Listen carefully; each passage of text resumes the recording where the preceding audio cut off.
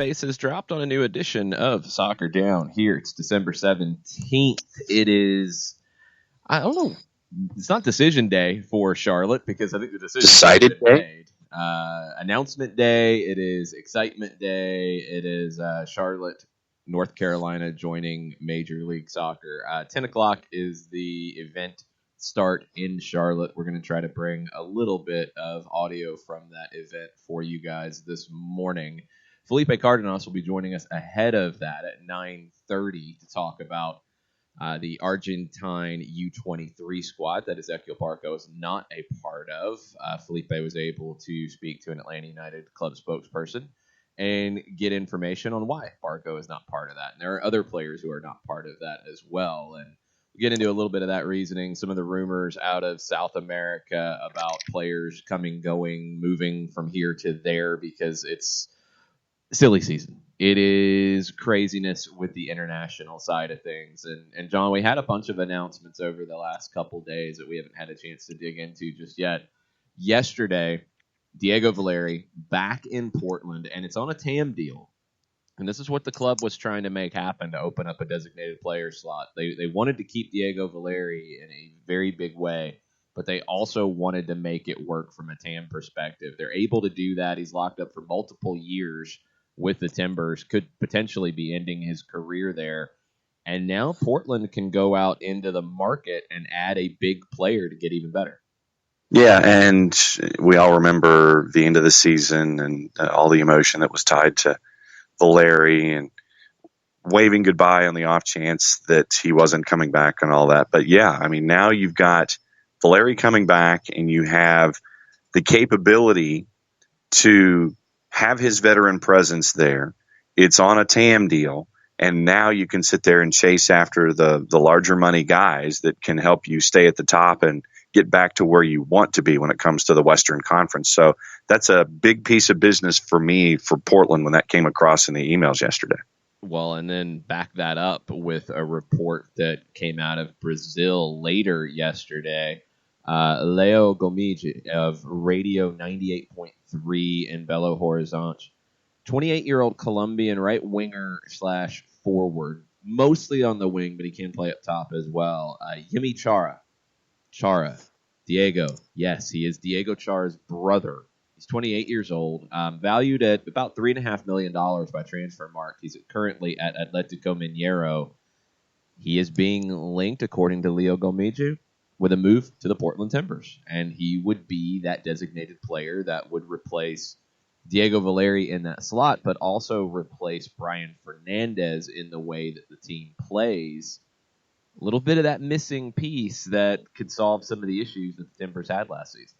Yeah, and you fill in those holes, and obviously for me at that point, you're instantly at the top in the top half when it comes to, from me anyway, you're instantly in the top half when it comes to the Western Conference, and looking to see how all of these pieces, if they all come to pass, to see how they all mesh and see how Giovanni Savarese gets to sit there and play with all of the new elements that can be the 2020 Portland Timbers. Yeah, I think the Timbers are already in the top half. I think they're a playoff team, even as currently constructed, but this puts them into the conversation to be a top half of the playoff picture, I think. And some of it's going to be down to Chara and what he brings to the table for the Timbers. Didn't score a ton of goals at Atletico Mineiro this past season. Can that increase here? You would think that potentially it could, although the direct correlation between production in South American leagues to MLS, it's not always a straight line. It's not always they did this, they'll do better here, or they did this, they'll do that here. It's a different style of play. So we'll see how Yemi Chara would be able to adjust. Having his brother in the squad, you would think would help a little bit with that. LAFC went down to Uruguay and added another player from Uruguay, and it's Francisco Ginella. He is a central midfielder. They used TAM to make the signing. He is with Montevideo Wanderers currently before coming to LAFC. It looks like the deal, and this is according to a Uruguayan outlet, Urugol, 75% of his pass for $2.5 million. This is a player who scored in the U20 World Cup, was a big part of a really strong Uruguayan squad in that tournament. 14 appearances with Uruguay's U20s, 25 matches for Montevideo Wanderers. He scored once, assisted once.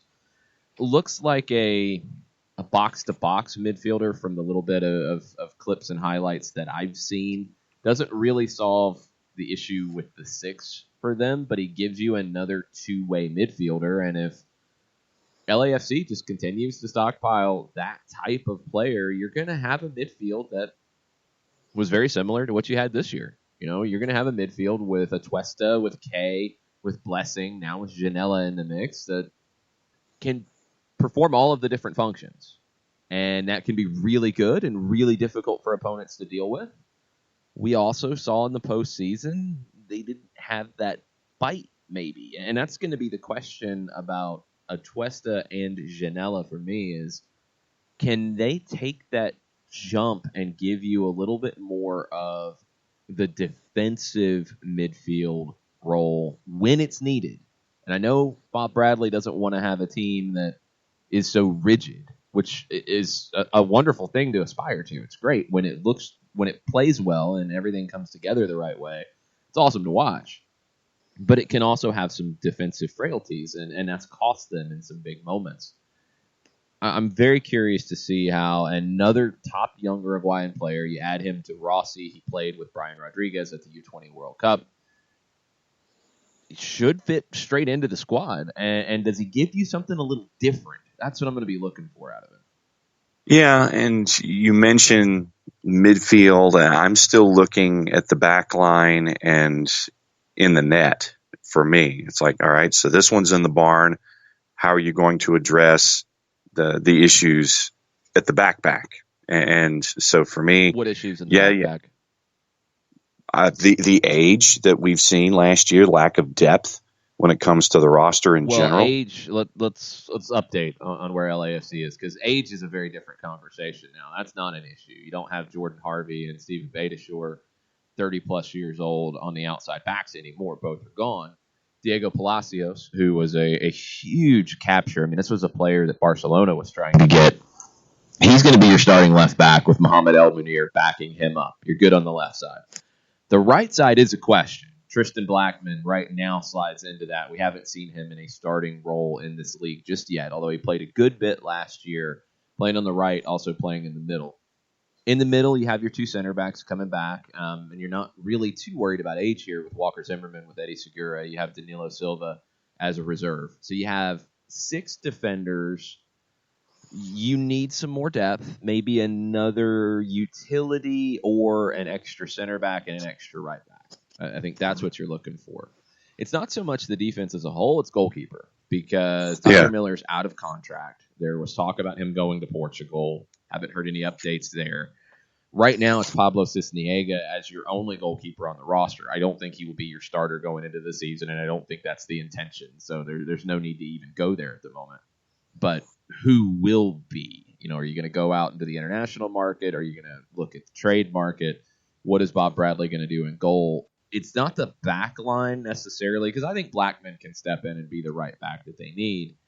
It's goalkeeper, specifically for LAFC when you're talking about a starting 11. You need some extra depth, and they need some depth in a couple spots. But goalkeeper is the big question for LAFC. And there have been the times when Bob Bradley has been more than happy in a halftime or a post-match interview, regardless of whether or not LAFC actually won the match or not, and Cisniega was in net. Bradley was more than happy to sit there and mention how displeased he was with Cisniega between the sticks. So for me, that was, with Tyler Miller out of the picture and Cisniega there, that was the other thing for me. It's like, all right, you need somebody in net if you're continuing to be displeased with Cisniega. So that for me is the other thing I'm looking at, as we've been talking about for LAFC. Played 6 matches last year. I mean, it's not even necessarily a comparison. This is a player who went from Mexico City to Real Sociedad just before he turned 19. came back here to try to get more playing time. So you're talking about a player with pedigree. He's going to have to step up if he is the number one. I don't expect him to be the number one. I think they're going to go get a number one. At a minimum, they're going to go get somebody that will compete with Cisniega for that number one shirt. I think where LAFC is, and with CONCACAF looming, they need a veteran goalkeeper to lean on. Now, I think they did add Cisniega ultimately to be a guy that they think could turn into a starter. But I don't know if you are going to be able to expect him to turn into a starter with the CONCACAF Champions League coming up very early in 2020. It's a big ask. I think they go get a veteran. Along those lines, we're having folks chiming in with their Tuesday thoughts this morning. Shiva wanted to know about LAFC since we're on that topic. So is LAFC keeping Rossi this year? It looks like they've retained their important pieces for 2020.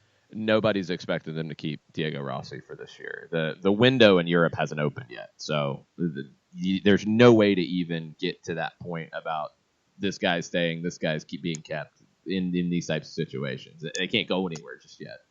Rossi, by all accounts, was very close to going in the summer window, but they didn't want to put that on Brian Rodriguez just yet to step into where that team was. The offers maybe weren't quite where they thought they could get to either. I don't think Rossi's there to start 2020 because you have Brian Rodriguez ready to step into the lineup. If you keep Rossi, then what you would be doing would be displacing Adama Diomande. He would go to the bench. You'd be moving Vela into the middle, and you'd be starting Rossi and Rodriguez on the wings. Brian Rodriguez is not going to start 2020 on the bench. This is not going to happen. You're talking about a guy who's already getting European interest of his own, and you're talking about a guy who is scoring goals for Uruguay at the senior national team level. So he's not going to be the backup going into 2020. He's got to start. Rossi's got to start if he's there, which I'm not expecting that to be the case. Vela's got to start, obviously, and they are best when Vela starts wide. When Vela moves into that number 9 role, he is not as effective. I think they're much better with Vela on the right wing, where they're able to kind of have him hide a little bit when they press and then play to him when they recover the ball. That's how they've been so effective. Diomande up top or another forward option up top gives you the right complement of players with a Rossi or a Rodriguez out wide. I just don't see any way they start the season with Rossi there because Rodriguez has to play Vela's best wide. Diomande is a very good forward in this league. They are at their best with that kind of setup. And in this case, it would just be Rodriguez stepping in for Diego Rossi. I think they're going to get a not high eight figures in terms of more than 20 million, but I think you're talking somewhere between 10 and 20 for Rossi. And Fiorentina was the last club that was really attached to it, and I want to say the offers got up to 17 million if I remember correctly. It could be in that ballpark for a player like Rossi. Could be in that kind of realm, and it would make sense for them to do it now. And yeah, so for me, it's all about these pieces. But once again, how are you going to fill those slots? A, and then you look at last season. What do you learn? What did you learn about yourself? That for me is the John, other question for LAFC. I want to be fair though when we talk about LAFC because you sound like you're talking about a team that was 6th in the West. No, but you are. You're talking about them like, what did you learn? Well, they learned that they were the best team in regular season history. They're really good. And yes. I think the questions you're asking are the same questions that I think people get bent out of shape about when they're asked about Atlanta United, because LAFC has shown from day one that they are a top team in this league, and that's not going to change next year. They are a team that has shown that they can go out to the market and surprise you with who they bring in. Brian Rodriguez, to get a player that caliber, to get Diego Palacios when they did, basically to ease his way into the team last season and now come into the season as a starter, to get Rossi when they did originally to start with. So this is a team that, I think has earned the respect of not having so many questions about them. Are there things they can get better at? Sure, because every team can. Every team in this league can continually get better. But I don't think the negativity is fair about LAFC. They do have to show that they can win big games. That. Yeah, but who doesn't have to show that in this league? Well, but I also think that where LAFC is concerned, I think that if you are in a match with LAFC and you can bounce them around the building a little bit, you can push them around, then the physical nature of going after their stars, how do you respond? I think that we saw in the playoffs that if you're physical with their stars, they need to be able to match that. And I didn't see that. And I thought that was one of the reasons why they were eventually eliminated from the playoffs, is just not matching physicality. I'm not disputing the tremendous nature of who they are and what they can do on the pitch offensively. They make it seem absolutely beautiful and seamless at points. But I think that if you go up against teams in the postseason who want to do things against you physically, want to bump you around a little bit, want to be physical, want to knock you off the ball, how does LAFC respond in those situations? That for me is an adjustment, a postseason adjustment against teams that are going to do that, because they've seen that when they try to elbow LAFC around, that they can get things done. Yeah, but you're acting like LAFC is the only team that has questions. I have to look at them as a favorite to win MLS Cup. I have to look at them as a favorite to win the Supporter Shield. Now, not in dispute. Then you've got to come around and be more positive about where they are currently, because their biggest question's at goalkeeper, because you've lost your starter. Beyond that, Diego Palacios is an upgrade from Jordan Harvey. There's just no question about it. Jordan Harvey's never been in the mix of a move to Barcelona at any point in his career. Palacios was, and it was a shock that they got him last summer, because people didn't expect that to happen. You've got Rodriguez, who is turning heads in South America with Uruguay. And you're talking about a club. I mean, leave the Open Cup out of it for now because of MLS play. You've got a team that has won 38 matches, including the postseason, and lost 15. That's pretty good. Are there questions about how you can deal with them? Sure. I mean, most teams in this league, I'm trying to think of one that gets better when teams get physical with them. I don't think there is one. LAFC, it's okay to question, but I think honestly, going into the season, and right now, this is before the window is fully open, this is before we know all the moves that are happening, I think they have to be the favorite. I think they have to be the favorite based off the season that they had. I think Atlanta will be better than they were last year, because I think another year in Frank de Boer's system, another year for Pity Martinez to get accustomed to the league, those types of things, Atlanta will be better. I think Seattle has a lot more questions than anybody else at the top because of how many pieces they have lost from their team that won the championship. Toronto is in a really good position, bringing Michael Bradley back and now having a designated player slot to play with.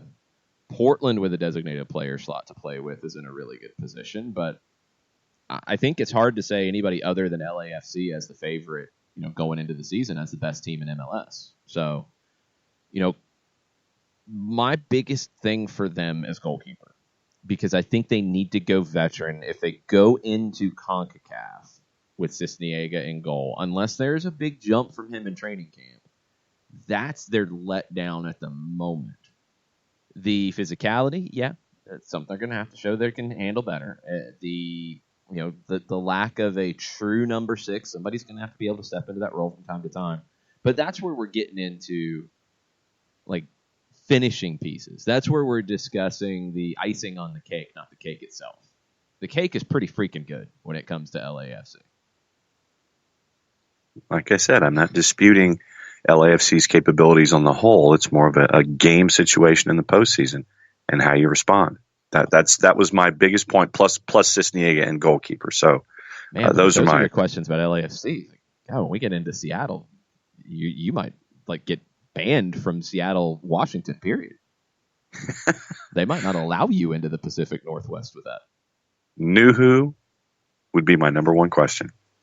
There's a lot of And questions about Seattle. And nothing like sitting there and going after individual places as opposed to teams on the whole. But that means that you're a pretty freaking good team if you're just sitting there and going, okay, position here, position here, position here with this team, instead of saying you need to completely and totally rework everything. Well, that's a bad team, and LAFC is nowhere near a bad team. Seattle's not a bad team. Seattle right now, though, has 3 defenders. Yes. It's not even Nuhu that's the problem. It's the fact that they don't have 2 center backs on the roster, and if they move Svensson back to the back line, then you're weakening your midfield. If you move Jovan Jones to the back line, you're weakening your wing. So they've got to get bodies into the team, first off, before we can even truly rate them. But as we said on December 17th, I think it's hard to say anybody other than LAFC is the best starting group in the league. I think Atlanta has the capability to be there, but they've got to show it. Right now, after what we saw in 2019, LAFC was outstanding. And I don't think they're really outside a goalkeeper. And even there, I think you're more down on Cisniega than I am. 6 games isn't enough for me to truly say, like, oh, he's a bum. He can't play. This is a guy who was signed as a teenager to Real Sociedad. The pedigree's good, but he's got to have the performances to back it up. Tyler Miller was far more of a question mark coming in as the number 1 goalkeeper for LAFC than Cisniega is coming into this season. So we'll see what happens. LAFC adding Janela is another really strong piece. I mean, this is a talented player. You're going to add him to a midfield now. The competition for spots will be fierce, but you're also expecting, a run in CONCACAF. You're, wanting a deeper run in the postseason. Obviously, when you get to the final, you want better performances in the Open Cup. You want to play 45, 46, 47 matches in a season, so you can't rely on just a Tuesta K blessing to get you through in the midfield. Now you have one more in Janela. And, does he step in straight away? Do they ease him in? Does he come off the bench early? Want to see how Bob Bradley manages it, because generally he's gotten those situations correct. He's handled them pretty well with managing young players and bringing them into the mix. A couple other reports before we get to Felipe Cardenas at 9:30. The New England Revolution, we talked about this yesterday. Sam Stejskal reported that Bruce Arena was interested in a designated player forward. Actually, Arena told Stephen Goff of the Washington Post this, and we were both kind of like, wait a minute, what? It looks like that forward is going to be a 23-year-old Polish striker, Adam Buksa. This was a player who was linked at one point with Rangers. Didn't happen there. He spent his whole career in Poland. Polish youth international. He's been called up but hasn't played yet for the senior national team. He was called up for a Nations League match but didn't make the appearance. 6'3", I think a very different kind of player than what you have in Gustavo Bo and Teal Bunbury. I want to see how this makes this team look. I mean, my guess is Bunbury would go to the bench and it would be Buksa up top with Bo floating kind of as that second striker / dropping into the 10 role. Heel still coming inside like we saw last year. I think they play a 4-4-2, empty bucket midfield with Bo and Heel filling that attacking creative role behind Buksa. Could be interesting. And you look at New England, and I think that you have in this possibility, you have that change of pace. So that way you're not. So if you're studying New England, then you're sitting there and looking at last year's film, and you're looking at who's back, and you're sitting there saying, okay, here's what I saw.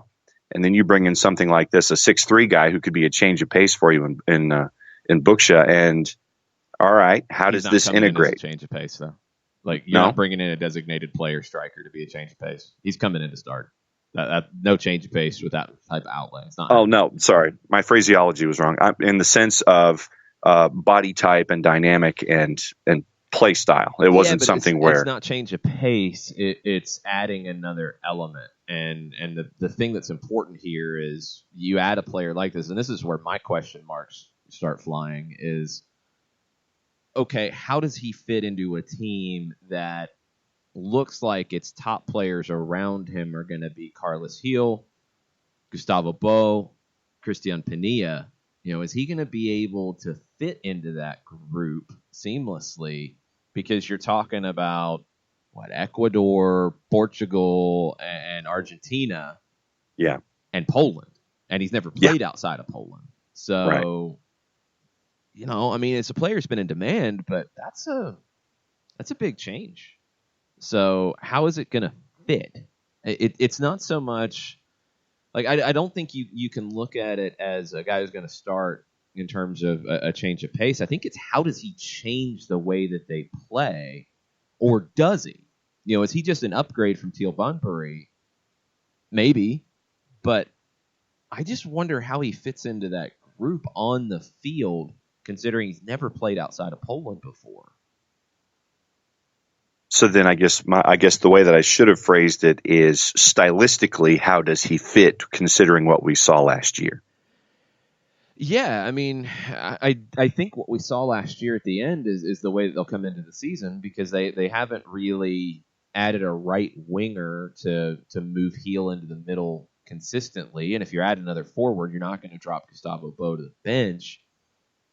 You could go 3-5-2. That gives you some options if you want to do that and move Gil in as a 10 and play Bo and Bucks up top. This was the one I didn't expect. They wanted to go when the idea came about going to get a designated player forward. I was a little surprised, wondering how it would fit. This is not where I would have expected them to go with a designated player forward. So I don't know. It's one you kind of have to wait and see how it looks and how it fits. So we will see that in preseason when he joins the New England Revolution, if the deal gets done. It has not been officially announced as of yet. Sam Stejskal at The Athletic reported that yesterday. Let's see what Felipe Cardenas of The Athletic is going to tell us. We're going to take a quick break, get Felipe on the line. We'll be right back after this. Looking for future leaders we can trust and believe in? Look no further than the high school student athletes right here in Georgia. High school sports teach young people how to be effective leaders. It begins by making their grades and being on time for practice. It includes learning to listen, following directions, accepting responsibility, being a good role model. And it's about respect for officials, opponents, the rules, and each other. The result? It transcends sports. It gives us hope for the future. High school sports. There's so much more than just a game. This message presented by the Georgia High School Association and the Georgia Athletic Directors Association.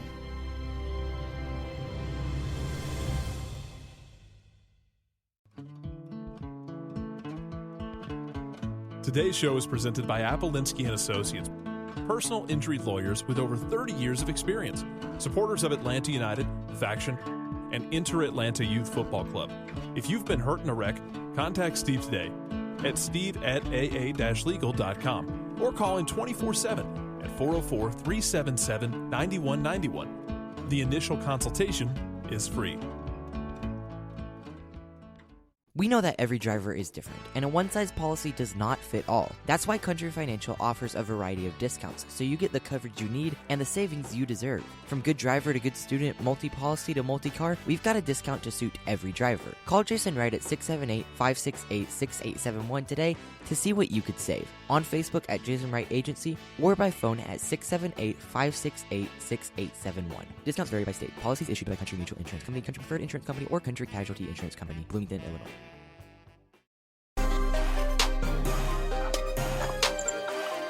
Welcome back. Soccer Down here, December 17th. It's been a minute since we've been able to catch up with this guy. He's been a little bit busy. The Athletics had a lot of different things going on at the moment. Felipe Cardenas has stayed very busy in the offseason. What's going on?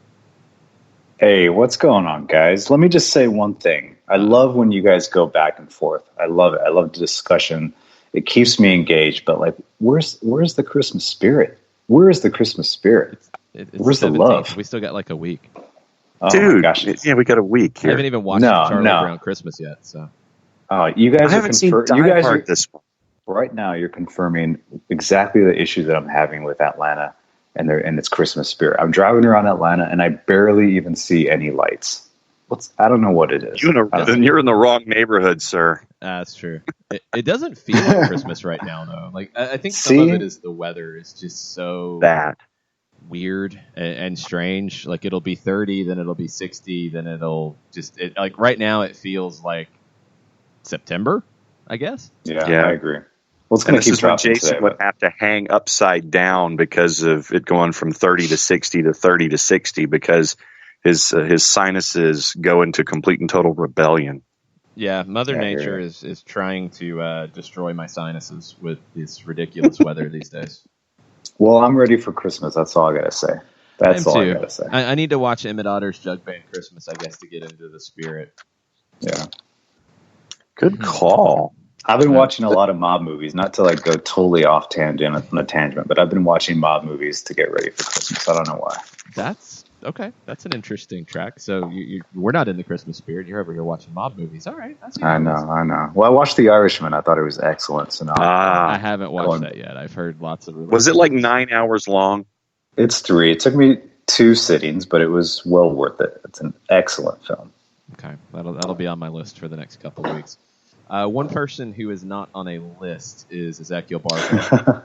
That was good, wasn't it? Excellent transition. Nice. Argentina's U23s. We saw this list come out on Sunday night at 7 o'clock, and kind of jumps out at you when you see that. You start looking at the list, and I know your alarm bells went off with, wait a minute, there's another one here. It's not here. Okay, there's another one that should be here. What's going on?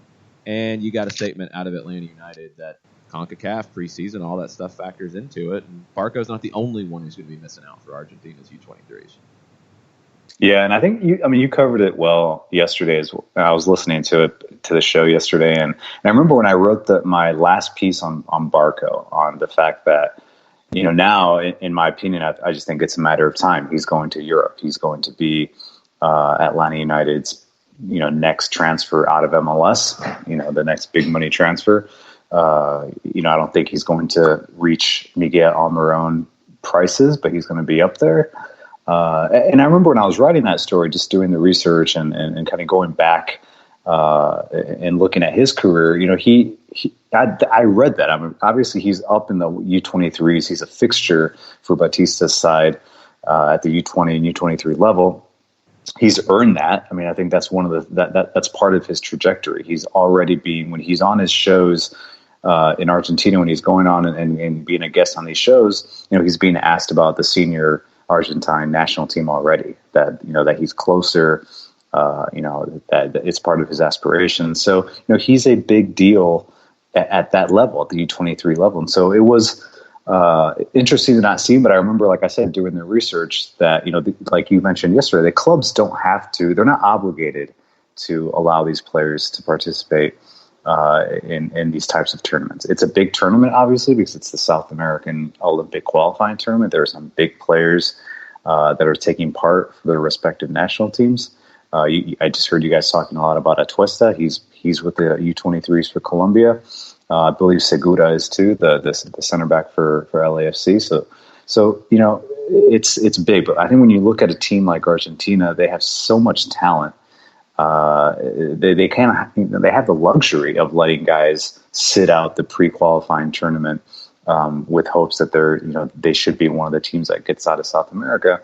And then, I expect Ezekiel Barco to be, in the Olympics in Tokyo with Argentina. But, it did pique my interest. I remember the thing that piqued my interest was like, okay, yes, I actually felt like I should have included that in that story because he's not a lock to be in the South American qualifying tournament for obvious reasons. I think you covered it as well. I think it shows that the 2020 Champions League for Atlanta United is a very big deal. It was a big deal last year as well, but they were new.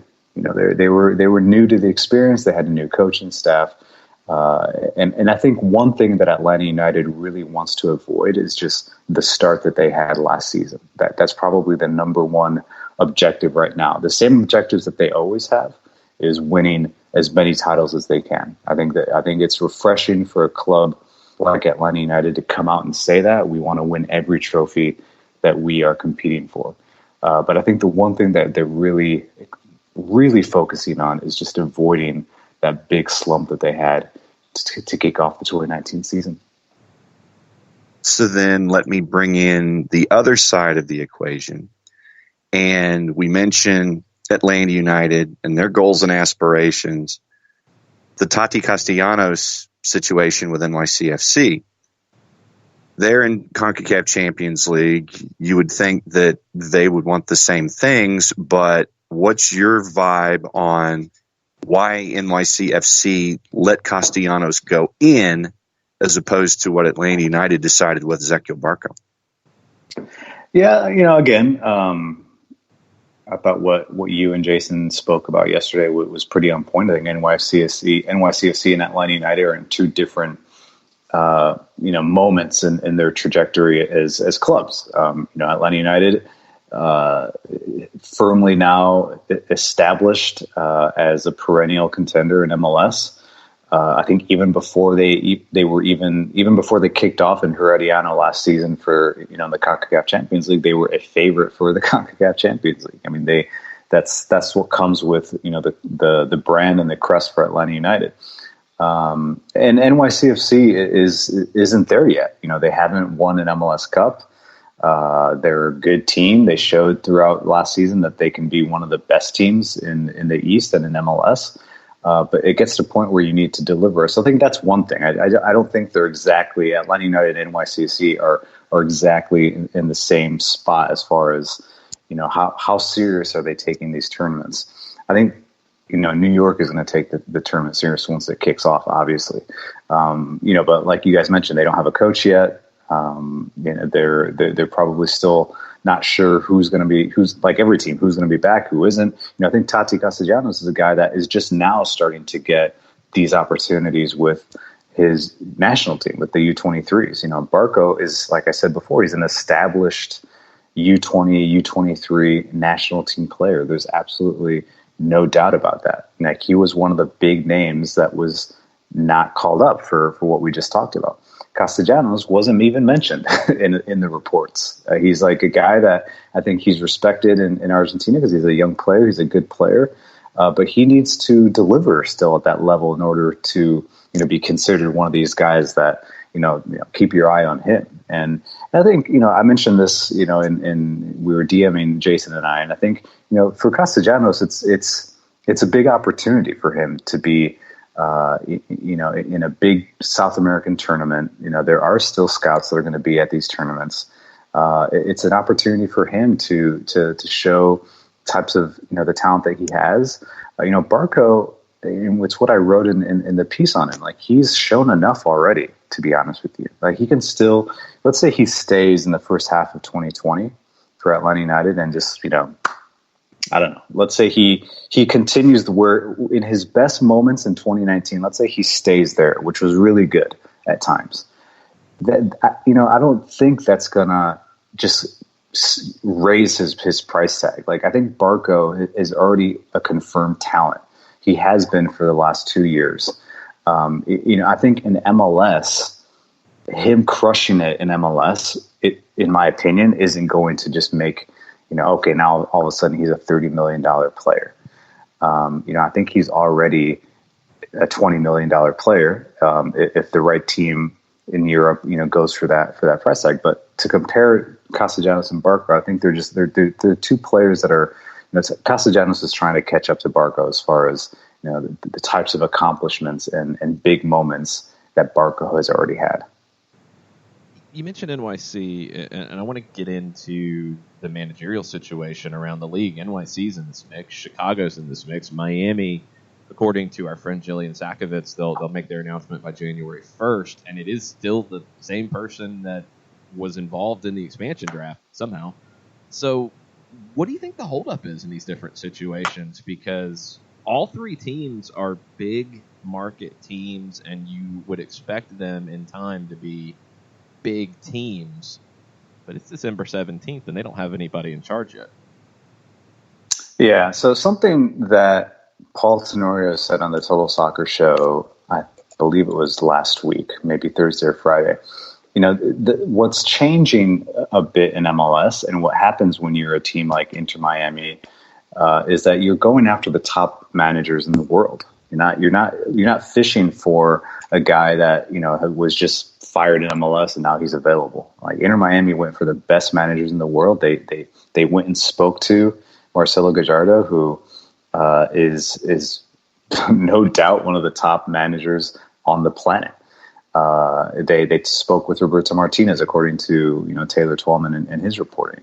So these are big time managers, and what happens when you do that is that you're competing with other clubs around the world. You're competing with Barcelona. You're competing with national teams. You're competing with Serie A squads, and you're also going after coaches that are employed. And so there's going to be a period where things have to be worked out, dates have to be worked out. And when I spoke with Paul McDonough, the sporting director at Inter Miami, this was November. What he told me and what his message was that they're not in a hurry, that they don't feel that they need to be stressing about the manager like everyone else is. It's like we keep talking about it, but his message to me was like, we're not concerned. Like he even told the ownership group not to be concerned, that we can take our time, that we can find our guy.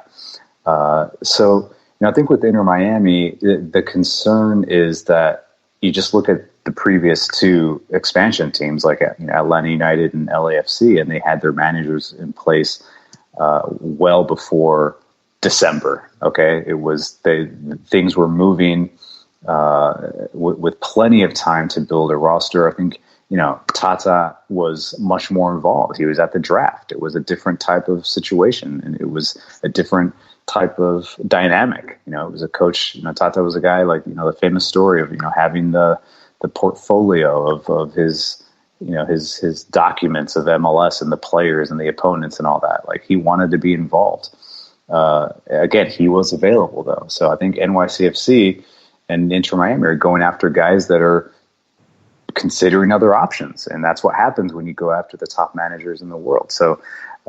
In the piece that I wrote in November about my shortlist for Inter Miami's manager, the last guy that I included, and I did this on purpose, was Patrick Vieira. I thought my top candidate for that job was Marcelo Gallardo, without a doubt, because I think Inter Miami, other than wanting, a good manager and someone that can establish a culture and an identity, and be able to inspire players, I really think Inter Miami wanted a manager that could be much more than just a manager. Someone that could be truly the face of a club, that could go out in the community and just leave people in awe with the type of person he was.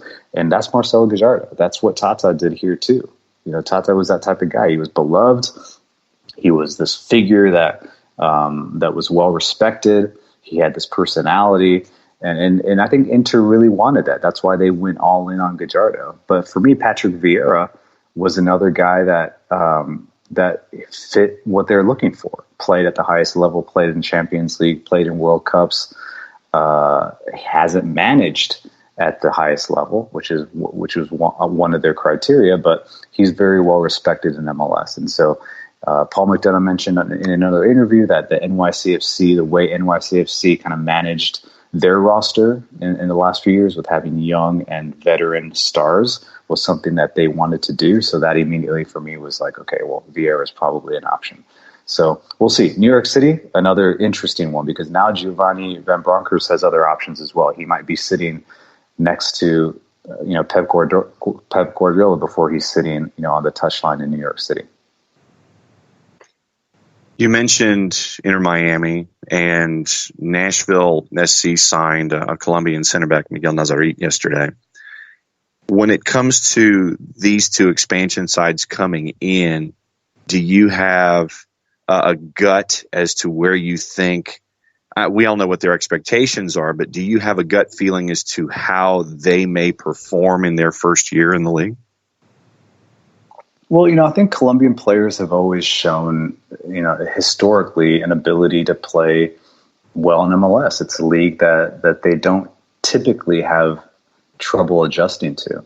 And this goes back to, the 90s, 96, the inaugural year. You go back and you're going to find Colombian players all over teams' rosters, different types of players, playmakers, hard-nosed defenders, wingers, central strikers, number nines, you name it. Colombia has always been an important market for MLS teams. And I think that will continue, especially the fact that Colombia is one of those countries that is constantly producing young players. And, for not to go down the rabbit hole of the way the Colombian League has been in the last few years, but, before, when I was growing up, I would go to Colombia and I was watching the best players in South America play on Colombia's top teams. Argentine players, Paraguayans, Uruguayans, and the best Colombians were on the top teams. That changed, economics changed, and now the best players, when they're identified, like an 18, 19, 20-year-old, as soon as they have a good game, it's like they're gone. They get sold. They move on. And so I think that's affected the level of play a little bit in Colombia because there are so many players that are leaving, but they're still producing young players. And I think young center backs is once again this a specific development model that Colombia does well. They do know how to produce center backs. They have a lot of good center backs right now around the world, playing on top teams, playing at the youth national team level, playing in World Cups. And so, Once Caldas, a team where Nazarí played for, they're one of the better teams in Colombia. They're a Copa Libertadores winner. I think it was 2002, 2003.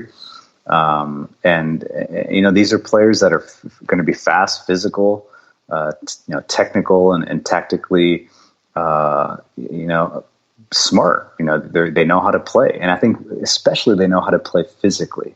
And that's a big one for MLS. That's something that when I spoke with Carlos Bocanegra earlier this summer, we talked about that. Like MLS is one of those leagues, man. It's different. It's not just, you can't just be like a flair player and just, that's all you can do. I mean, you need help. If you're going to be one of those creative flair players, you need guys around you that can kind of take a little bit of the physical challenges away from you so that you can do your thing. But guys need to be able to get physical. And actually, before I jumped on, I remember you guys were talking about, the physicality, the issues with LAFC. And Jason, you said something about, is there a team that gets better when they're challenged physically? I would say that Atlanta United, now I don't think they get better, but I don't think their level drops. If they get into those battles, like the physical forehead to forehead type of games, I actually think they're a type of team and one of the few teams in MLS that are like, bring it, let's do it. Now they might not elevate their level of play. That's the difference, but I don't think they just drop off. I think they can play. I think they have the players with that type of mentality that have been in those situations where they can do that, but not a lot of teams do.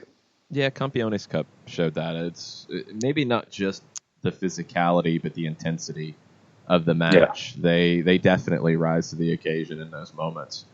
A team that I think now is actually developing a plan to get there is Orlando, and that's been one of the more fascinating moves in the offseason for me, is going out and getting Oscar Pareja. Now they're starting to get a little bit different kind of player that's being linked to Orlando City. How big of a move do you think this is in the Eastern Conference? Listen, when Oscar Pareja was announced, I didn't tweet this, I didn't write this, but I'll say it here. I'll release my thought here on this show. Breaking Felipe news. Give me some of those sirens. No, honestly, I think Oscar Pareja is the manager that can be the manager for Orlando that finally gets a win against Atlanta United. Like that is the type of manager that he is. That's what they are.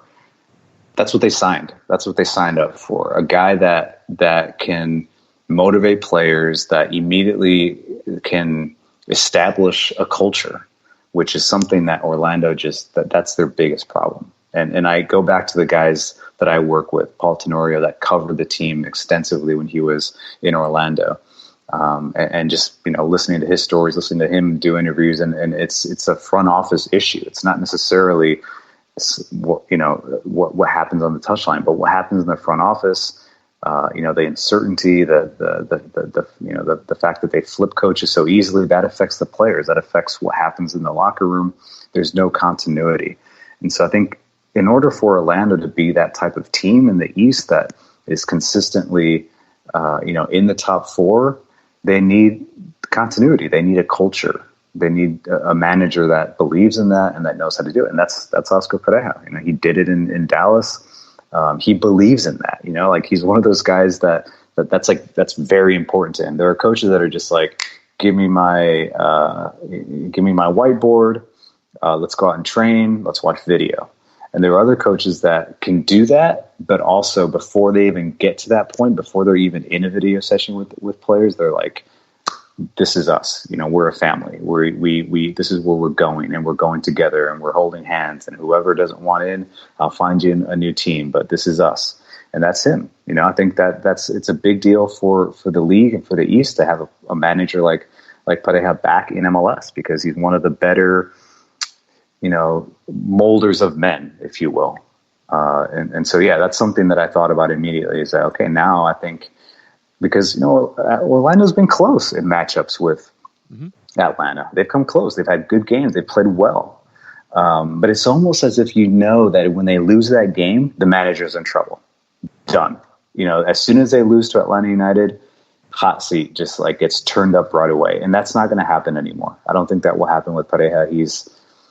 He commands respect even from his bosses. And so it'll be interesting to see how, when these two teams again, when Orlando and Atlanta, obviously everyone's going to be watching Orlando to see how they play regardless. But I think once these two teams match up, I think now Atlanta will have a real test, because Orlando has a guy in the touchline that really believes in the mental part of the game. Mentality for him is really important.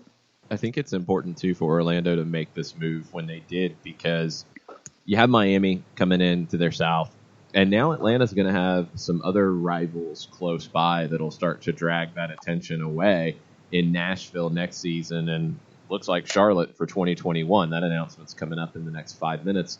What do you think about where Atlanta sits now and what is to come for Atlanta's big picture standpoint with the Orlando rivalry, the Red Bulls rivalry, and we'll see how the Red Bulls look in 2020. I've got a lot of questions about them. But now with teams in their footprint, in Nashville launching next season, in Charlotte, who, in their owner, David Tepper, Charlotte's not coming in just to make up the numbers. This is going to be a team that expects to be elite, and I think they're going to spend to be elite. Competition just ramped up. Yeah, and I was on I don't know if they've released it, but I was on kind of like the 11 Alive version of Charlotte about a week ago. I was talking about Charlotte, and that's what I told them. I'm like, listen, they wanted to ask me, and they wanted to know how did Atlanta do it, and what can Charlotte do? And the first thing I said is that there's no easy button in MLS. Like there isn't just a formula that Atlanta has. It's not the Coca-Cola, famous formula that they're hiding. No, there are things that you can do. There are things that Atlanta did very, very well. But it takes a lot of work. I think that's where all the credit to Atlanta United has to go. They doubled down on a lot of things that other teams didn't do, like something basic as digital marketing, having a very solid digital footprint immediately and a brand that people can engage with, and going out and hiring one of the biggest managers in the world at the time that was available, and having a specific profile and the players that they wanted and the style of play. So Charlotte needs to do that. And I think it was yesterday's show where you mentioned that. And that was something that I said on that newscast, is that they need to hire people. They already have people, but they need to continue to hire people that are soccer people. Professionals, executives that understand the game, understand the international transfer market, understand what it takes to recruit players and the type of players that can come in and fit in what we just talked about, the way that MLS is, the style of play, it's faster, it's physical, the calendar is kind of crazy, and all those things come into play. And, I think Charlotte has some of that in place already. It's interesting. I've been thinking about it. Who is like what will their culture look like? Atlanta United kicked off right away, had like a big Latin American, South American culture, and the club, the entire technical staff, the players that were brought in, they shifted a bit in year two. But they have a lot to sit on already, a lot of equity already at Atlanta United. They have 4 or 5 trophies, right? 4 trophies, titles, MVPs, talent that allows them to evolve, to continue on a plan of evolution.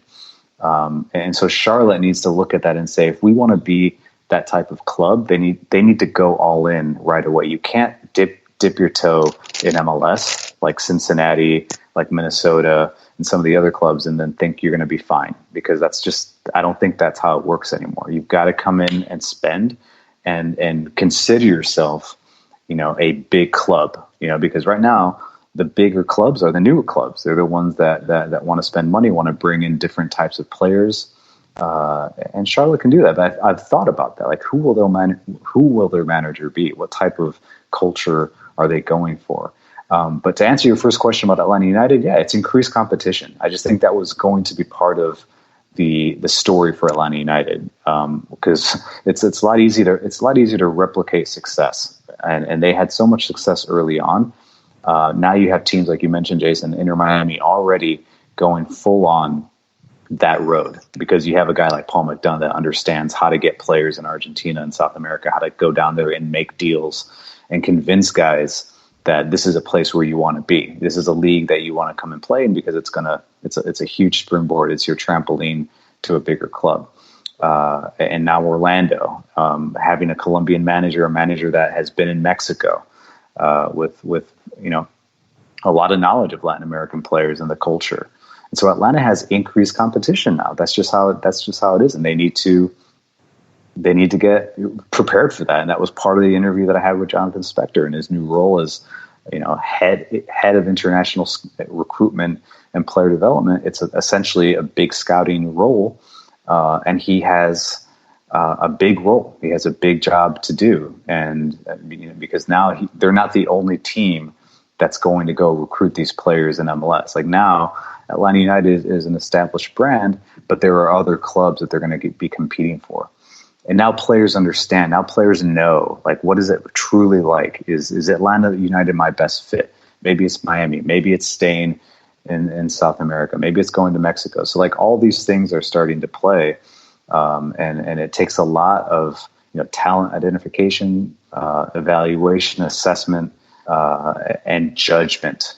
True judgment to find the players and then convince them that Atlanta United or MLS in general is the place to be. So I think it's exciting for the league. I think that's what Atlanta United has done. They've elevated everybody's, they've just elevated everything. And so now they need to deal with that, though. They can't fall behind.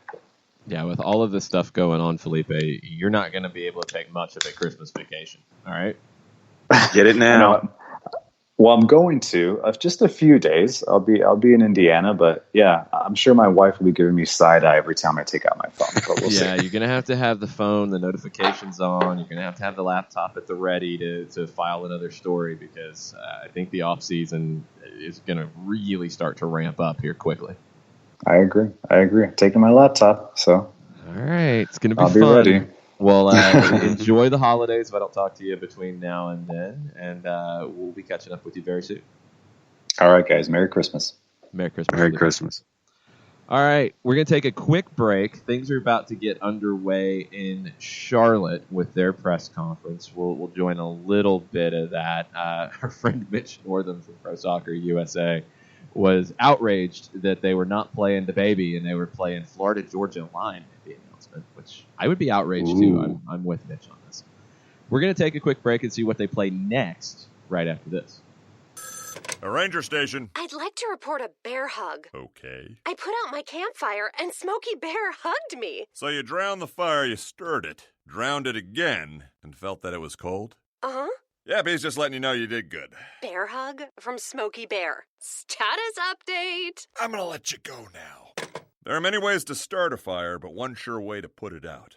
Learn how you can do your part at SmokeyBear.com. Sponsored by the U.S. Forest Service Ad Council and your state forester. As a business owner, you know that every year brings new challenges and opportunities. The success of your business demands expertise and focus. And Country Financial can help you keep that focus by helping ensure you have the right insurance protection in place to meet your goals. Jason Wright can help you create a customized insurance plan that has coverages designed just for your business. Give Jason a call at 678-568-6871 or reach him on Facebook at Jason Wright Agency. Coverages vary by state. Policies issued by Country Mutual Insurance Company, Bloomington, Illinois.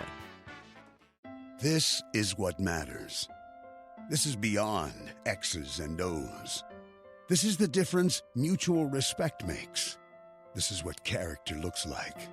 This is what defines us in Georgia. This is sportsmanship. School sports. It's not the outcome that matters most, but the way the games are played. This message presented by the Georgia High School Association and the Georgia Athletic Directors Association.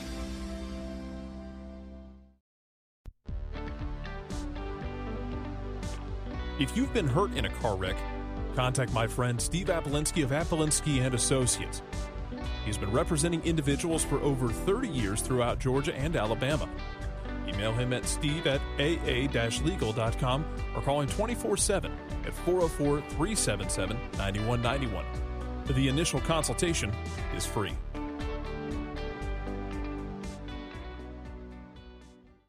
You're listening to Soccer Down Here daily on SDH Networks, a division of OSG Sports. Find us at Soccer Down Here on Facebook and Twitter. The time is now the top of the hour. Peep, y'all.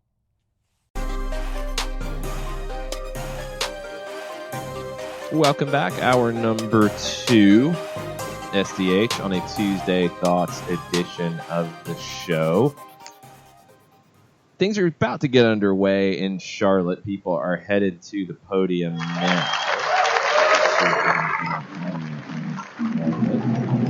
The video has just fired off, and people walking by. O'Reilly leading the rest. So here's where this is going to get a little bit seen for you. Things want to walk away. John, let's go ahead. Hello, Charlotte. Right throws in Charlotte. We'll hear from. I want to hear from David Tepper and or his representatives about.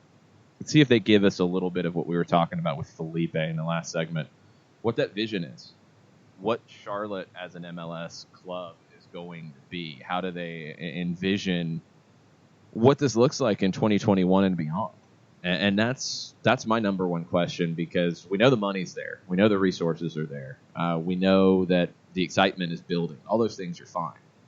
But from a soccer perspective, what are they going to look like? Are we going to get any hints of that today? Are we going to get any glimpses, like, kind of where they're looking at for their soccer inspiration?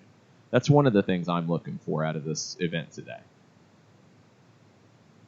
And yeah, obviously, I'm going to be taking notes and seeing how things are laid out by Don Garber. How many varies is Don Garber going to use today, considering that the closer Charlotte came to being, the more varies he would use in all of his sound bites when it came to a city online.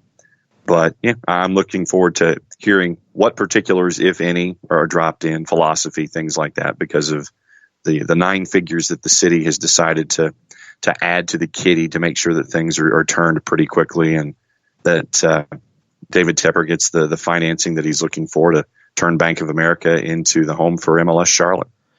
Yeah, I mean, the thing about the financing, it's not major changes to Bank of America Stadium, and that's something I'll be looking forward to hearing a little bit more about. And the incredible game of soccer what means to me. Looks like. And I'm going to let you guys in on a little secret. Whenever I've been traveling and out of town for a while and I come back home, I have this ritual of rolling my car windows down, blasting James Taylor's Caroline in my mind. That's the question that And I just heard yesterday when we were practicing that when Alexi Lawless was the MC for the Austin announcement, that he played his guitar. I can't play guitar, guys. It's the same, but I will sing some James Taylor for you. For next year. You're playing in because it's one of my life goals to always one up Alexi Lawless. That they can fill it on so please sing along if you know these words. Do that every day.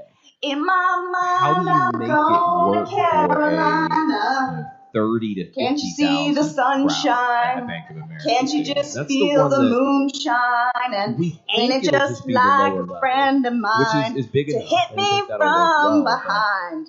And I'm going to Carolina in my mind. Woo! Man, I love this place. And that's why I'm so proud to be here for this historic occasion. It's been incredible to watch the MLS and see how far Major League Soccer has come. We will keep going as they rally up the crowd in Charlotte for this big announcement. David Tepper and reports around this have said that he's already started talking about who the soccer people coming in are going to be, and not just the soccer marketing people in the sense of Tom Glick and everything that he's bringing to the table, but who's going to run the academy? Who's going to be a technical director? How quick are they going to hire a manager? And that's it's a valid question because, as we said yesterday, this is a club that is starting from scratch with the shortest runway to launching. It's very difficult to do it anyway, to start from scratch and build a competent soccer organization from day one. Atlanta did it with an announcement on April 16th, 2014, and an opening match at the beginning of March in 2017. Charlotte's going to do it in, a third of the time, just about? Yeah. It's going to be difficult. But when you have a businessman like David Tepper, who it's a historic day for this. Really is a historic day.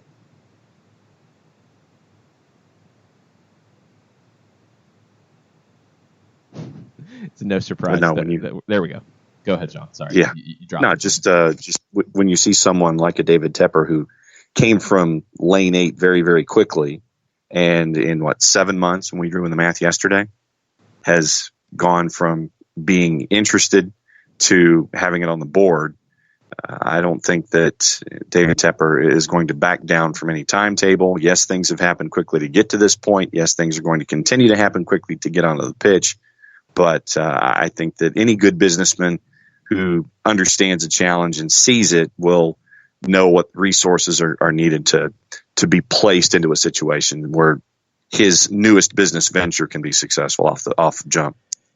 Yeah, I mean, you're not going to come into this halfway, and I think that's the number one thing for David Tepper is you've got a plan to make the money that he's made in his business career, to do what he's done to take over the Carolina Panthers.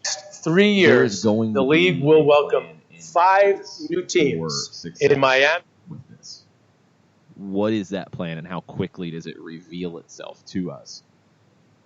Identity is a big part of this, and not every MLS club, even the ones that have been going for 25 years, truly have an identity yet. I think you do have a growing number of clubs in this league that have an identity, and you know what to expect when you see that kit on the field. How quickly can Charlotte identify and implement that identity? Are they going to be a defensive team? Are they going to be a counterattacking team? Are they going to be a possession team? Are they going to be predominantly European, South American? Are they going to look to add a number of African players? What does it look like for Charlotte on the field? What do we, when we play the word association game, what words come to mind when we see Charlotte take the field? Maybe by the end of the 2021 season, because it's impossible to create an identity and have it truly take hold day one. But by the end of the 21 season, do we have a better sense of what David Tepper wants and what Charlotte is going to be than maybe we do about Cincinnati?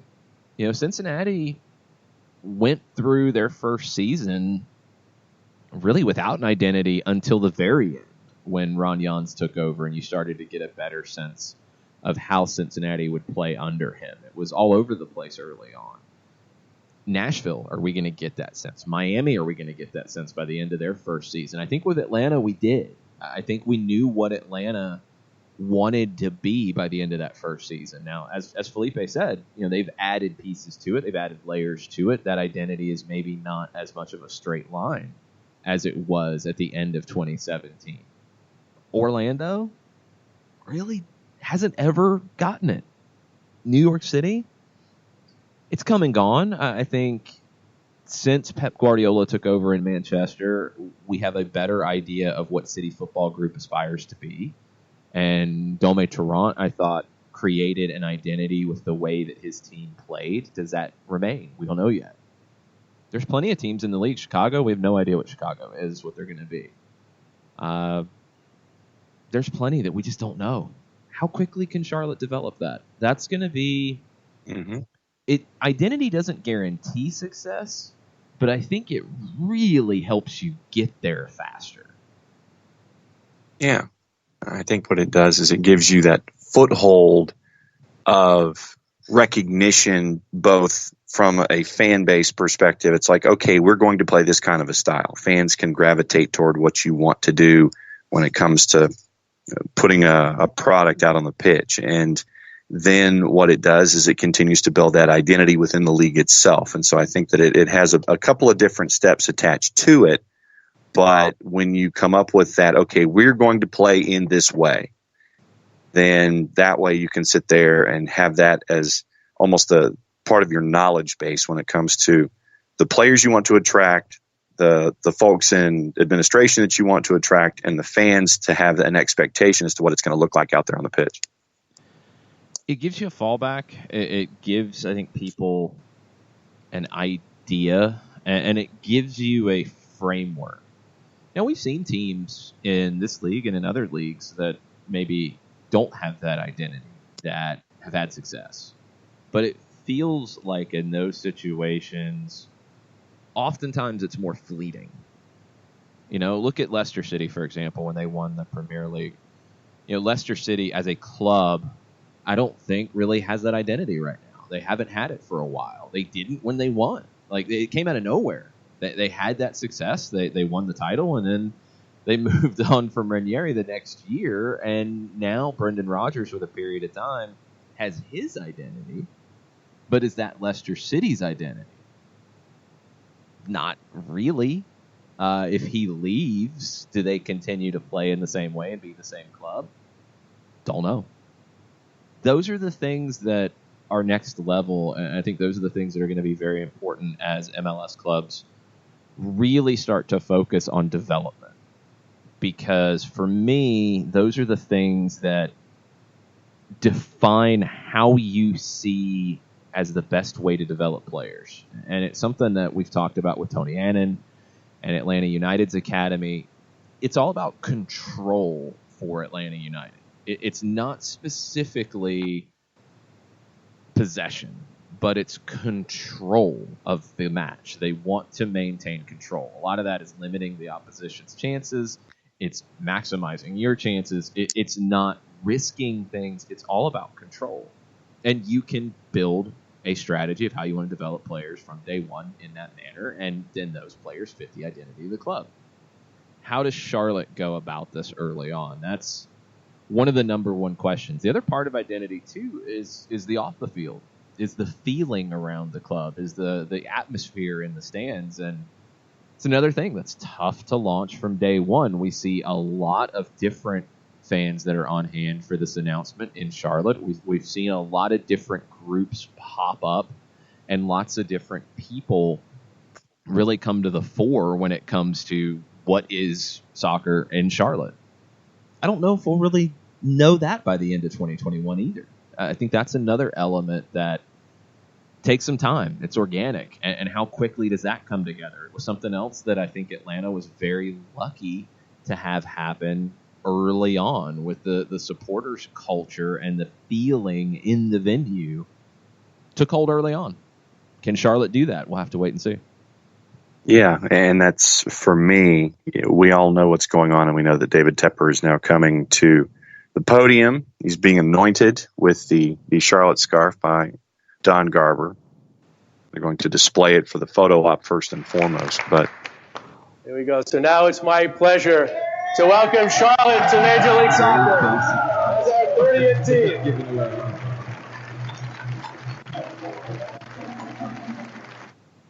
Not giving away anything when it comes to the potential colors here. Black and white. That is it. Yep. And there's David Tepper. All right. Audio wants to be difficult for us, so we'll get a couple clips for you after the fact. But David Tepper now speaking to the people on hand in Charlotte. This is the first time publicly in front of an audience that Tepper is talking about soccer in Charlotte. I believe, he's talked about it in media and press conferences, but talking to fans, I think we're beyond the potential fans, potential supporters. These are the building blocks of soccer support in Charlotte. And as we're looking at the press conference, he's given his thank yous, and we've seen the relationship with Ally Bank and their CEOs in the front row. So you're seeing the corporate engagement already, and the city engagement. And for me, when it comes to Charlotte and the development, we all know how your team, whomever that is, whether we're talking domestically, internationally, or what, we all know how your team is conducting themselves publicly when it comes to presentation, personality, all that kind of stuff. And we mentioned how Darren Eales had pub diplomacy. What is that going to look like for me when it comes to Charlotte? How do you continue to tackle things block by block and brick by brick? How does Charlotte do it their way? Because if you try to do it like someone else, it doesn't end up being like you. It doesn't have your own fabric attached to it. But so for me, I want to see the grassroots. I want to see how it's done block by block for Charlotte and how they bring in everyone, because from this live announcement, you're seeing that the staircases are full, and Pancho Villa's Army's there, Mint City Collective is there, and you have all of that kind of representation. How do you continue to reach out to those individuals and those folks who are intrigued by what you're seeing today, but aren't necessarily diving in full? That's, for me, the next step in all of this, and I want to see how Charlotte MLS engages with the fans, both diehard and casual. Pancho Villa's Army being there is an interesting one. That's the equivalent of the American Outlaws, Sam's Army, for the Mexican national team. And I don't think they have been involved in announcements like this before in other markets. I don't think we've seen that. So this is different. That's good. That's a good thing. The Latino community in Charlotte is larger than you might think, and specifically the Mexican American community in Charlotte is larger than you might think. It's why Charlotte has been a top site for the Mexican national team to play in, and it's one that, in the past it was obvious they'd come to Atlanta. Well, now Charlotte's starting to get some of those games. And, I think we did the math, and it looks like Bank of America with Lower Bowl and Club would be, 38,000 seats ish? Yeah, something in that vein. So when we were doing the math, it's basically a half house of Bank of America, because the upper deck is another 37,000. And so that to me, that's where it needs to be. 38,000 with the Lower Bowl. And if you pull off tarps when you need to do it, like you can in South Downtown when Seattle has Cascadia and things like that, I think that's the venue size that you're looking for. And yeah, now that you've got this announcement coming and all of these different things that are here, it's like, all right, so who else are you bringing in from a soccer perspective to help out that front office to add to your personality?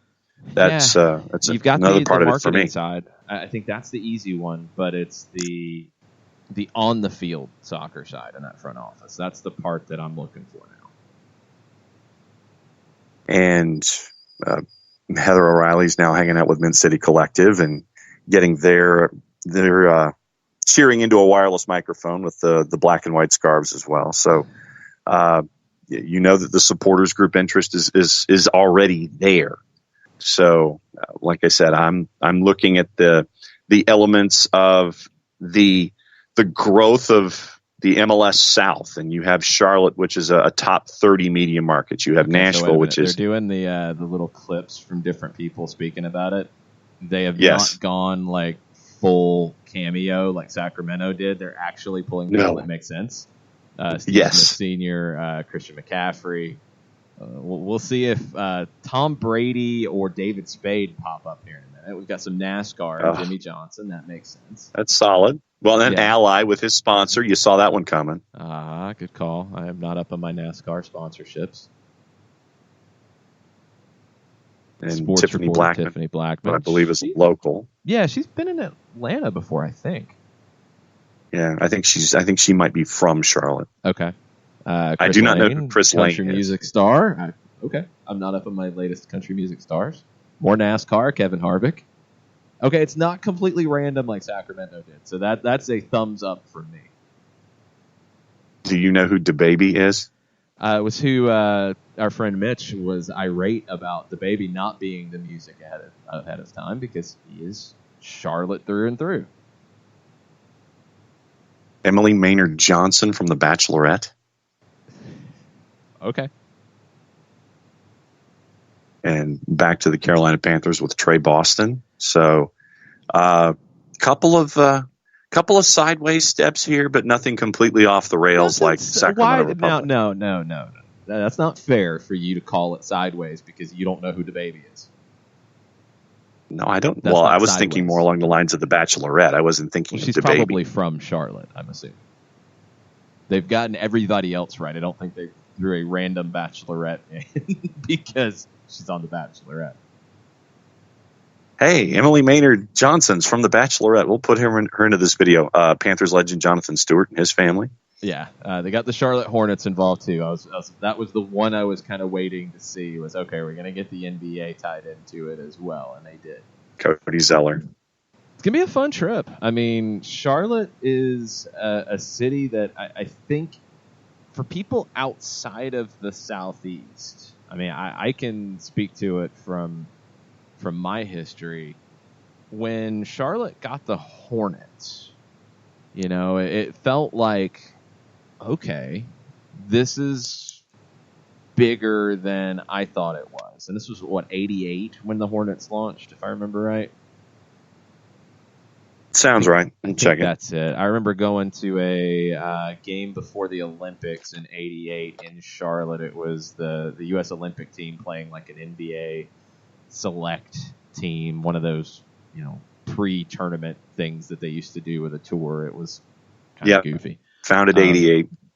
So went to Charlotte Coliseum when it opened. They've since replaced the original Charlotte Coliseum, I believe. So yeah, the Panthers launched a few years later. It's been quick in a lot of ways in terms of growth in Charlotte on the major league side, because at that time, and correct me if I'm wrong, I mean, when I was growing up in Atlanta, you know, Atlanta had major league sports. It felt like Charlotte looked to Atlanta teams. It felt like Birmingham looked to Atlanta teams. It felt like other cities of that size looked to Atlanta at the time. But now Charlotte has jumped up there. Nashville has jumped up there to try to be the next Atlanta in the South and have major league sports and have big time things. And it's very interesting that both now are on board with Major League Soccer and have big intentions with it.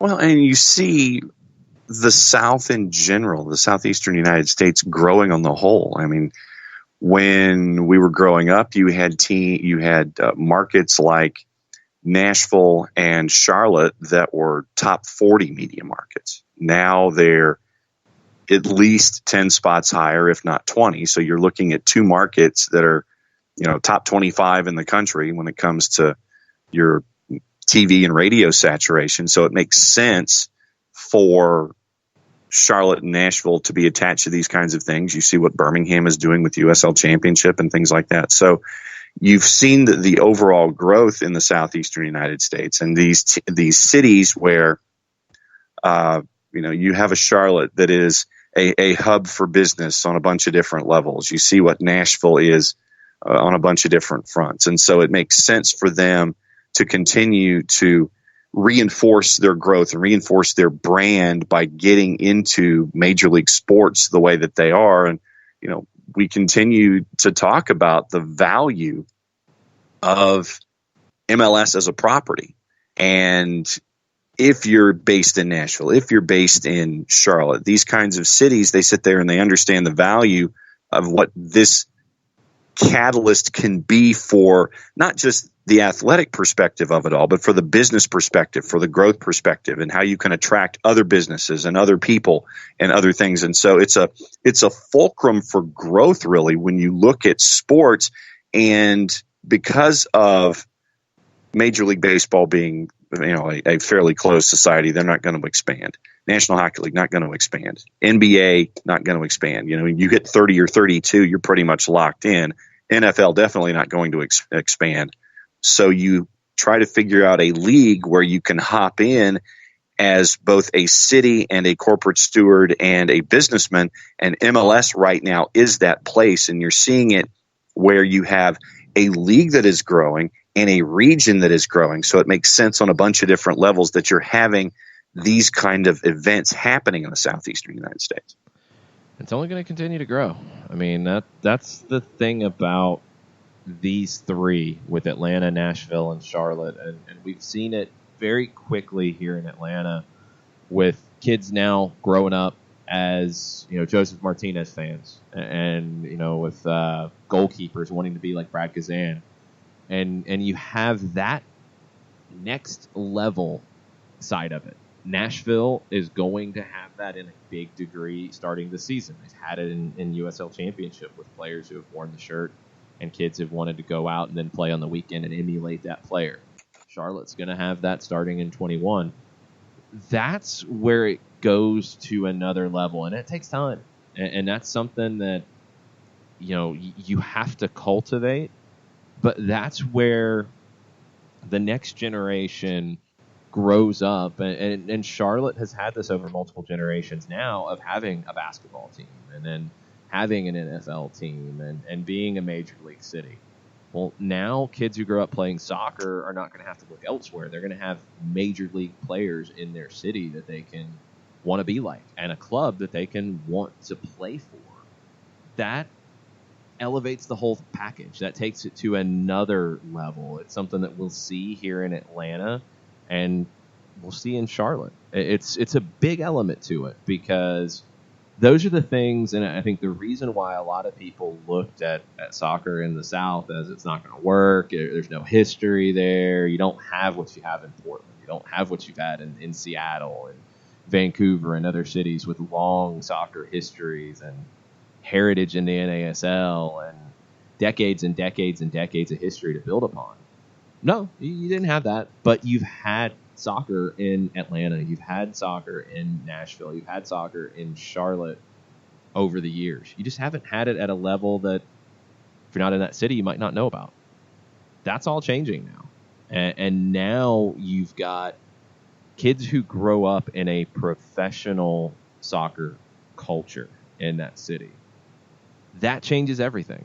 And you're going to have, in every case, you look at the ownership in all three cities, first class ownership that's not going to do this halfway, ownership that is going to take this very seriously. And it's exciting. I mean, it's very, very exciting when you look at the landscape now of soccer in the South, because as we've said so many different times, the MLS teams are a big part of it, but they're not the only part of it. Because since Atlanta United was announced, we have just seen exponential growth at all levels of the game. Every single level of the game in this region has grown since April of 2014. You went from 0 MLS teams to 3. At that time, you had You had one NASL team.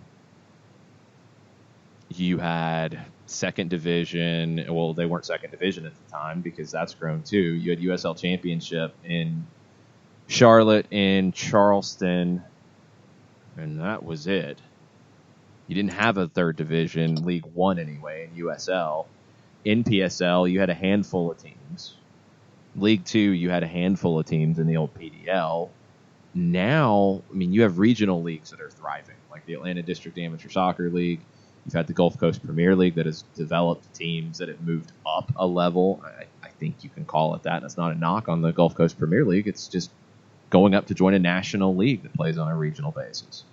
You've had teams pop up professionally at lower division levels all over the footprint. It's wild. It's just wild to take stock of all of that and consider how fast it's all happened. I mean, 5 years. Five and a half years since Atlanta United was announced as an MLS city. To have now 3 MLS teams that will be in the footprint by 21. To have all of the second division teams, all of the third division teams, all of the lower division, amateur, summer league, leagues, youth game is growing. Georgia State Soccer Association has talked about the number of registered players growing in this area since Atlanta United launched. All these different things. And you're nowhere near capacity yet. You're looking at you're looking at a sport that is, I mean, is it safe to say when it comes to growth, it's in its sweet spot right now? I hope it's not, because I hope that there is an even sweeter spot coming. And I wonder if an Atlanta-Charlotte rivalry is part of that, because David Tepper kind of laid down the gauntlet for said rivalry. Straight fire. David Tepper is not messing around with a quote of, Charlotte is a hot city. Screw that other hot city. We're going to have a hell of a rivalry. I love it. And good morning. Absolutely love it, because that's going to get people excited. And that's why it's a good thing to have a rivalry between two teams that are within driving distance that's going to have some spice to it. Look, that's going to rally Charlotte folks. I mean, we've had the conversations in the past with our friends over at Soccer and Sweet Tea, and their whole idea of what was their hashtag? Not Atlanta. Yeah. I mean, they were so angry about the success going on in Atlanta. Well, now they're going to be angrier because they're going to have something to rally around. That's great. It's awesome. That's what you need. And that's why I have just consistently pushed back on this idea of gatekeepers telling you, well, this is a rivalry. No, that's not a rivalry. This is a rivalry. That can't be a rivalry. Well, guess what? Up. David Tepper just called this a rivalry, and they haven't even hit the field yet. They don't even have a team name and a logo yet. And maybe they're just going to be black and white. Maybe they're going to add some color to it. We'll find out. Cool. Good. Nashville. Good. You're going to have Atlanta United fans driving to Nashville and Charlotte for these games. You're going to have Nashville and Charlotte fans driving to Atlanta. You're going to have fans driving from Nashville to Charlotte and vice versa. Great. Awesome. That's a good thing. Don't let somebody tell you what it is. Just feel it.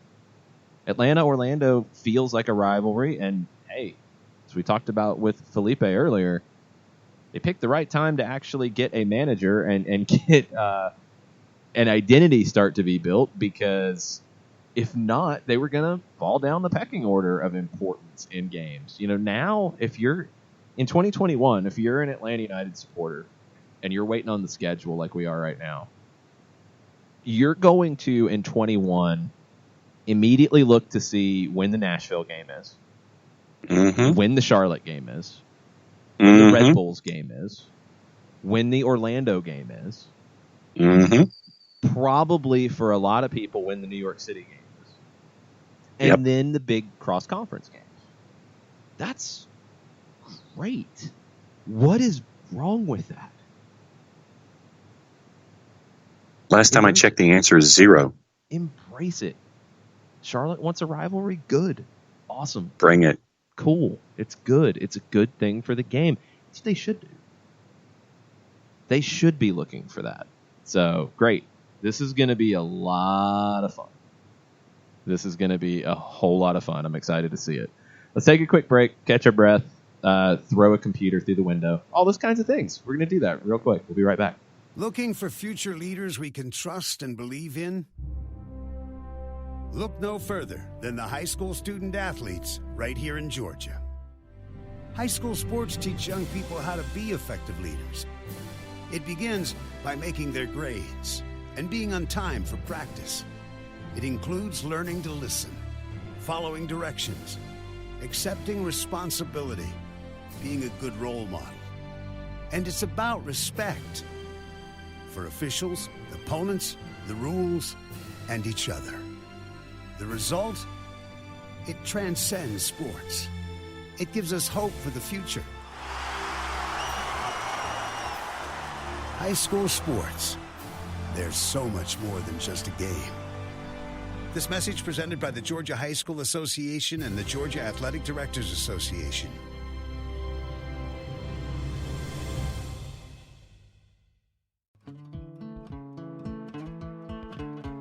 Today's show is presented by Appolinsky & Associates, personal injury lawyers with over 30 years of experience, supporters of Atlanta United, Faction, and Inter-Atlanta Youth Football Club. If you've been hurt in a wreck, contact Steve today at steve@aa-legal.com or call in 24/7 at 404-377-9191.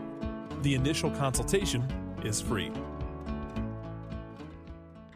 We know that every driver is different, and a one-size policy does not fit all. That's why Country Financial offers a variety of discounts, so you get the coverage you need and the savings you deserve. From good driver to good student, multi-policy to multi-car, we've got a discount to suit every driver. Call Jason Wright at 678-568-6871 today to see what you could save. On Facebook at Jason Wright Agency or by phone at 678-568-6871. Discounts vary by state. Policies issued by Country Mutual Insurance Company, Country Preferred Insurance Company, or Country Casualty Insurance Company, Bloomington, Illinois.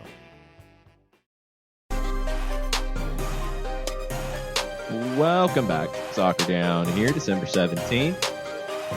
All right, I didn't throw the computer through the window, so I didn't want to open the window, but yeah, sorry about the audio difficulties we were having during all that. Everything decided to work differently when we were live as opposed to when we tested things beforehand because the computer hates me.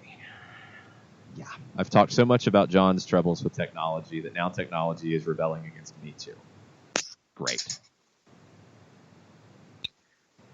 We have folks who are in the timeline. We also have some broken news. Broken news?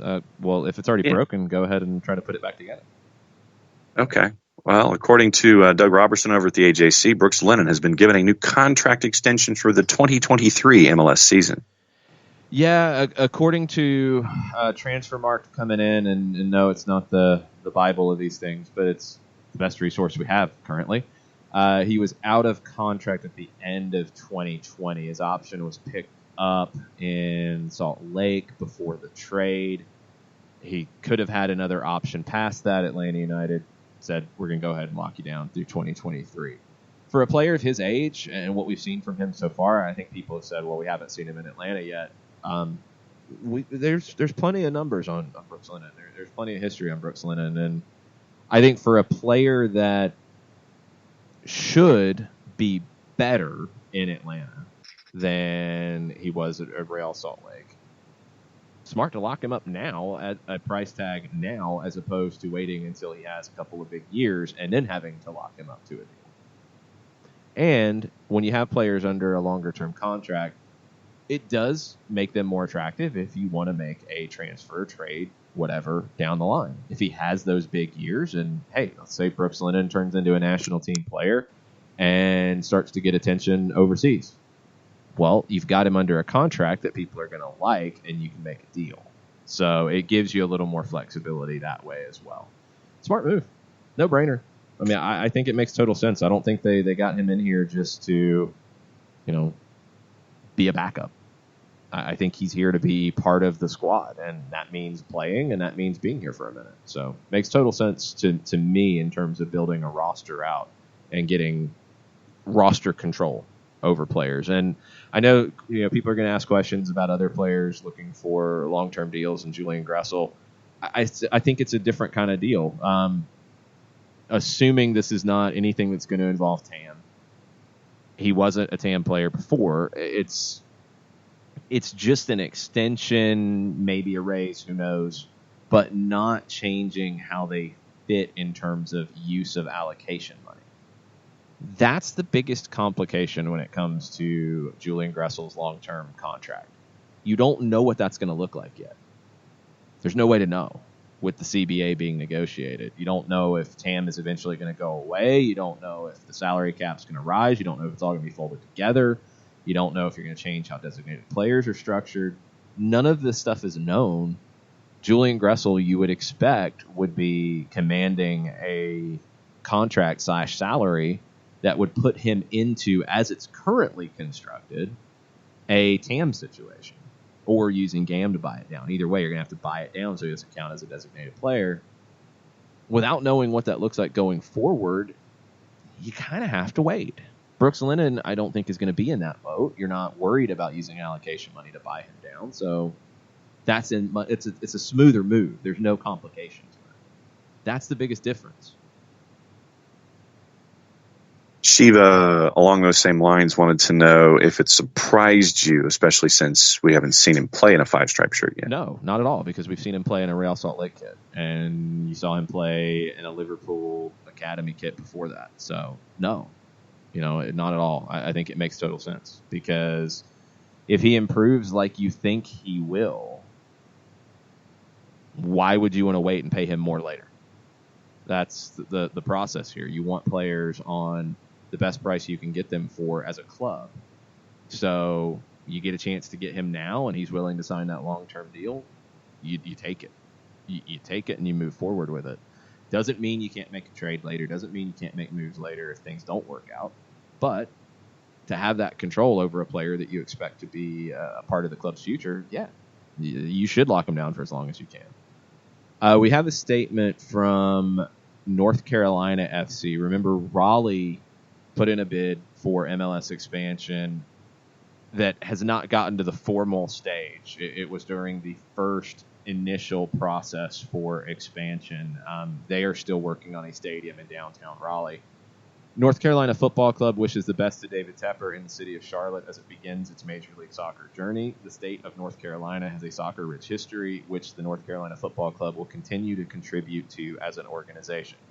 North Carolina Football Club owner Steve Malik remains encouraged by the strides being made in progressing the Downtown South project into the transformational development that it will be. This project proposes an entertainment district on the southern edge of downtown Raleigh, including a multi-purpose open-air stadium. Our club remains committed to driving the growth of soccer in our region and beyond, and welcomes the competition that comes from Charlotte. As the largest youth-to-pro soccer organization in the United States, and the home to the two-time reigning NWSL champions, North Carolina Courage, and the largest continuously operating men's professional soccer team in the state, North Carolina FC, North Carolina Football Club looks forward to being at the forefront of the beautiful game in our great state. Strong statement. They're not going anywhere. That was, I think some people had a concern of that. Malik has been pretty clear in saying the stadium project is not dependent on Major League Soccer coming. And that wouldn't change what it looks like. This is for North Carolina FC and North Carolina Courage to play in whatever league they're playing in at the time. And that's an exciting development when this comes together. If he gets this done in the southern edge of downtown Raleigh, it's a good thing for the growth. And it's very important to point out the largest youth to pro soccer organization in the United States element of this.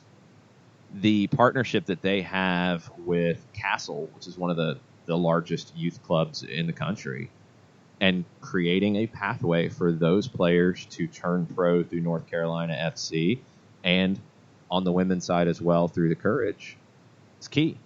So they can be successful even if they don't go to MLS. But if they continue to be successful and they build a stadium, they're going to be in the mix for MLS, whether through increased expansion down the road or relocation if that happens. I think what Steve Malik is building in Raleigh not going anywhere, and it's not going to be affected by this. Nathan Pugh on the timeline this morning, he says he likes Charlotte as a good away day. I also like smaller leagues because color me old-fashioned, but that's how everyone else does it, but America. And I don't want Nashville, Orlando, Austin, Charlotte, St. Louis, or whomever else to be just cannon fodder. Is that a thought? Yeah, that's a thought. And no, I mean, you don't get better if you're not pushed. That's the key. You do not improve if you are not pushed to improve. Atlanta United and LAFC and every top club in this league is going to be pushed by what's happening in Miami. It's going to be pushed by what's happening in Charlotte. Austin is pushing the envelope and building things early. It's good. It's very, very good. That's the thing that keeps surprising me about where this league is going is you take the growth, you take the increased investment, you take the potential starting to be realized, but you also combine that with a format that does rein things in a bit, and you don't get the situation year after year after year of the same teams competing for the title. And MLS combining the growth with that structure that makes it a little more unpredictable year after year after year. It's exciting. It's an exciting season coming in. I mean, we can sit here and talk about what we expect for 2020, and rosters aren't done yet, so things are definitely still in flux, but you're talking 10, 12 teams that you can legitimately put into an MLS Cup contention category easily. That's exciting. That's great. Miss me with the takes that regular season games don't mean anything, because they do, because we've seen how important seeding is. We've seen how important these things are. All of these matches, and that's why, again, you get these local kind of matches with Atlanta, Charlotte, with Atlanta, Nashville. Don't try to tell me that those games aren't going to matter. It's exciting when you've got David Tepper calling out Atlanta United and calling out Atlanta on the day that they announced. That's great. It's awesome. Bring it. I mean, one of the number one things in Seattle Sounders history is Clint Dempsey talking trash about Portland in the parade. Cool. These things are great. That's part of it. We have an Atlanta United thought and a Western Conference thought. Where would you like to go first? Flipping a coin, Atlanta United. Jorge B. My cousins in Colombia follow Atlanta United because they're huge fans of Pity Martinez. I don't think folks realize the impact of Pity coming to MLS, since Pity is a huge figure in South America. # Tuesday Thoughts. Yeah, I mean, we saw it firsthand in Costa Rica when you had River fans outside the stadium at Herediano chanting and singing for Pity Martinez when the team arrived, and drowning out the presser. Yeah, it's massive. It's Pity. I don't know. I agree with Jorge. I don't think people understand how big of a star he is. I mean, Pity Martinez gets talked about on Say all the time. But what that does for a club like Atlanta United is Pity Martinez scores a goal, has an assist, and in your match, you're getting those highlights spread all over South America because of how big he is. Club becomes that much bigger. Perception's a big deal. That's part of the reason you go out and you get a player like Pity Martinez. Pity's huge. And I hope that one day, and I think Atlanta's been very cool in this regard, to see Joseph Martinez become the superstar that he is here, to see Miguel Almiron become the superstar that he, is and was in Atlanta United history, and Atlanta as a whole. Players that didn't give a bunch of press conferences, English not the first language. Joseph is now starting to be more and more comfortable in speaking English to the media and to the public. I hope that a player like Pity and a player like Ezequiel Barco are recognized, and the warm feeling towards them grows, because those are two very special players, very different players than we ordinarily see in the United States. They're not the kinds of players that are developed in the United States. Honestly, in a lot of ways, they're the kinds of players that would not have developed in the United States. Pity Martinez trying things because he's as good as he is would be discouraged by a lot of coaches in development in the United States. It's sad that that's the case, but I think some of the reaction that you've seen to Pity Martinez bears that out, and that's a shame. Ezequiel Barco, some of the criticisms of him at the very beginning of his time here, he would have been told to pass the ball more by coaches in the United States. And no, they're different players. Miguel, a little bit easier to see how he fits. He would not necessarily have been a player that would have been lost in the shuffle in the United States. Size maybe would have affected it, but his work rate would have gotten people's attention. Joseph's a goal scorer. Goal scorers are universal. I hope that the culture continues to change here where a player like Pity is embraced like he is in South America. Now, part of the reason, too, in Argentina and specifically among River fans, why he's embraced is what he brought to that club and the moments that he had in big matches against Boca, but also in the goal that sealed it in the biggest win in River history, probably, against Boca in the Libertadores final in Madrid. He's always going to be remembered because of that. He's always going to have a warm feeling because of that. But even before that, I think he was recognized in a different way. I do hope that players like that are recognized in the same way in the United States at some point. There was a lot of criticism at different points of Clint Dempsey's career because he was a player who tried-ish, as it was described. That's good.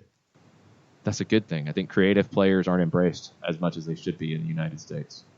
And I want that to change because those are the players that, for me, from my mind, the way I enjoy the game, they elevate it.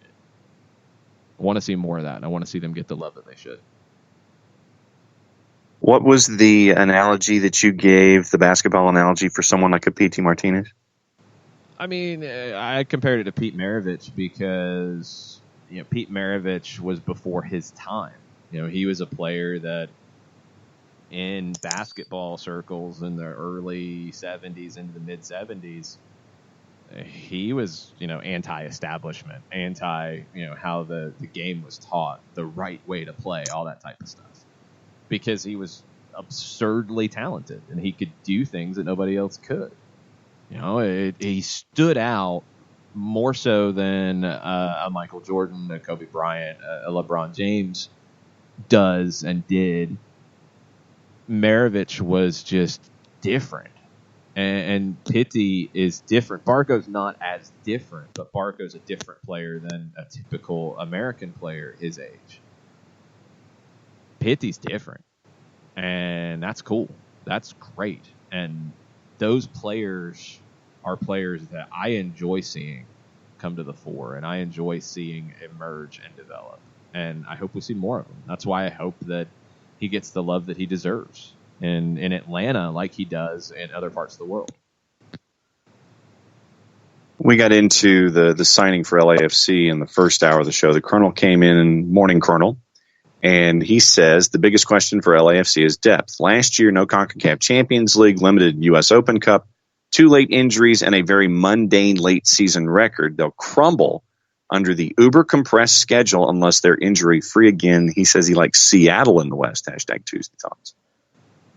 It's going to be different because of CONCACAF for LAFC. Depth is going to be more of a factor. But this is what I would say to the Colonels. When you look at Seattle, they have less depth right now than LAFC. This is not last year's Seattle team at the moment. Roman Torres, gone. Kim Keehee, gone. Your team right now in Seattle, if you had to play a match today, Stephen Fry in goal, you're set. You're probably going to drop Jovan Jones to left back as opposed to Nuhu. Xavier Arriaga, you'd have to drop Svensson to the back line out of the midfield. Kelvin Leardan, that's your back four. Nuhu as a backup there. You'd have Christian Roldan and one of Jordi Dilem, Danny Leyva, Emmanuel Cecchini as a partner for Roldan. You would have Ladero in front of him. You would, if you move Jones to the back line, you'd be playing Handwala Buana as a left winger, Jordan Morris on the right side, Raul Ruiz-Diaz as your forward. If you play Nuhu and keep Jones in the midfield, okay, fine. But then your bench, you're going to have a backup goalkeeper, probably Stephen Cleveland. You're going to have the other two central midfielders that aren't starting in either Delem, Leyva, Cecchini. All of them will be on the bench. So that's 3 on the bench. If you'll have either Tolo or Buana, whichever one you don't start, that's 4 on the bench.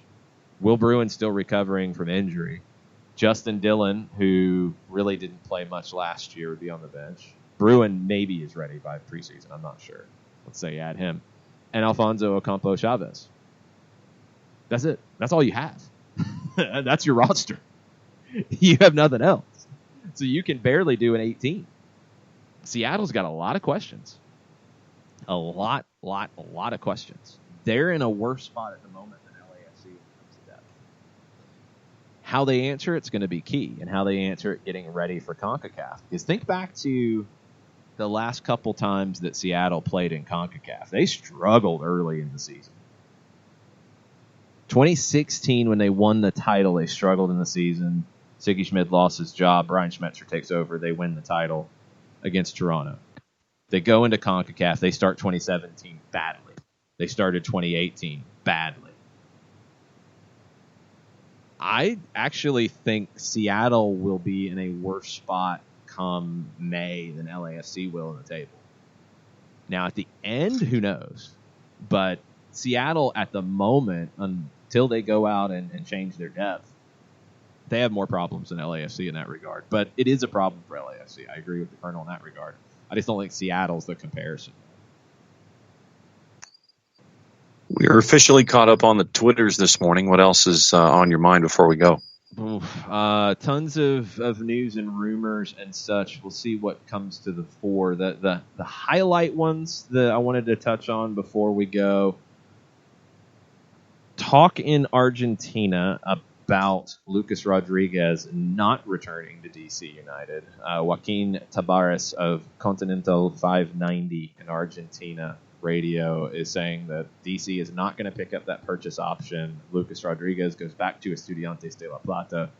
We'll see if that changes, but that's another team that is going to look very different in 2020, and we don't really know how that's going to look just yet. No clue. Nacho Piatti, there are reports from the weekend that Piatti would like to stay in Argentina, not come back to Montreal. His option was picked up. He's under contract to the Impact. But reportedly, wife wants to stay in Argentina, and he's looking at options to return to San Lorenzo. Keep an eye on that one. You've got a number of different South American players that are starting to be linked. This is only going to increase as Argentina is now in their summer break. This is where players start to get linked from Argentina as they prepare for the not quite second half of their season, more like the final third of their season coming up after the break. So this is only going to increase. Definitely look at your sources of where the stuff is coming from before you jump into it too deep, because there's been a few that I've seen like, ooh, that's interesting. Oh, wait a minute. That's somebody with like 500 followers. I'm going to hold off on that one and wait a little bit. Cincinnati, according to Pat Brennan, their beat writer from the Cincinnati Enquirer, FC Cincinnati hot on the trail of multiple Impact signings to upgrade their attack.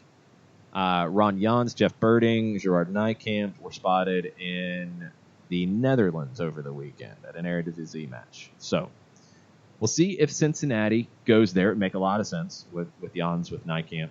That's going to be their base. It makes a lot of sense if they add a player from the Dutch league.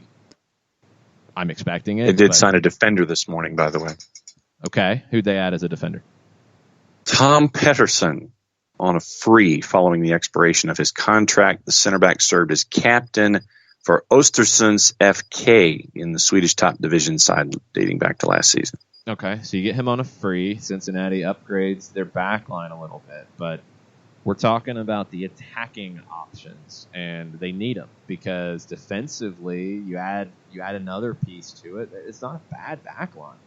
It's not a bad midfield now with Harris Medunjanin, Alan Cruz, either Leonardo Bertoni, Caleb Stanko with them. It's the front 3-4 that's going to be the question.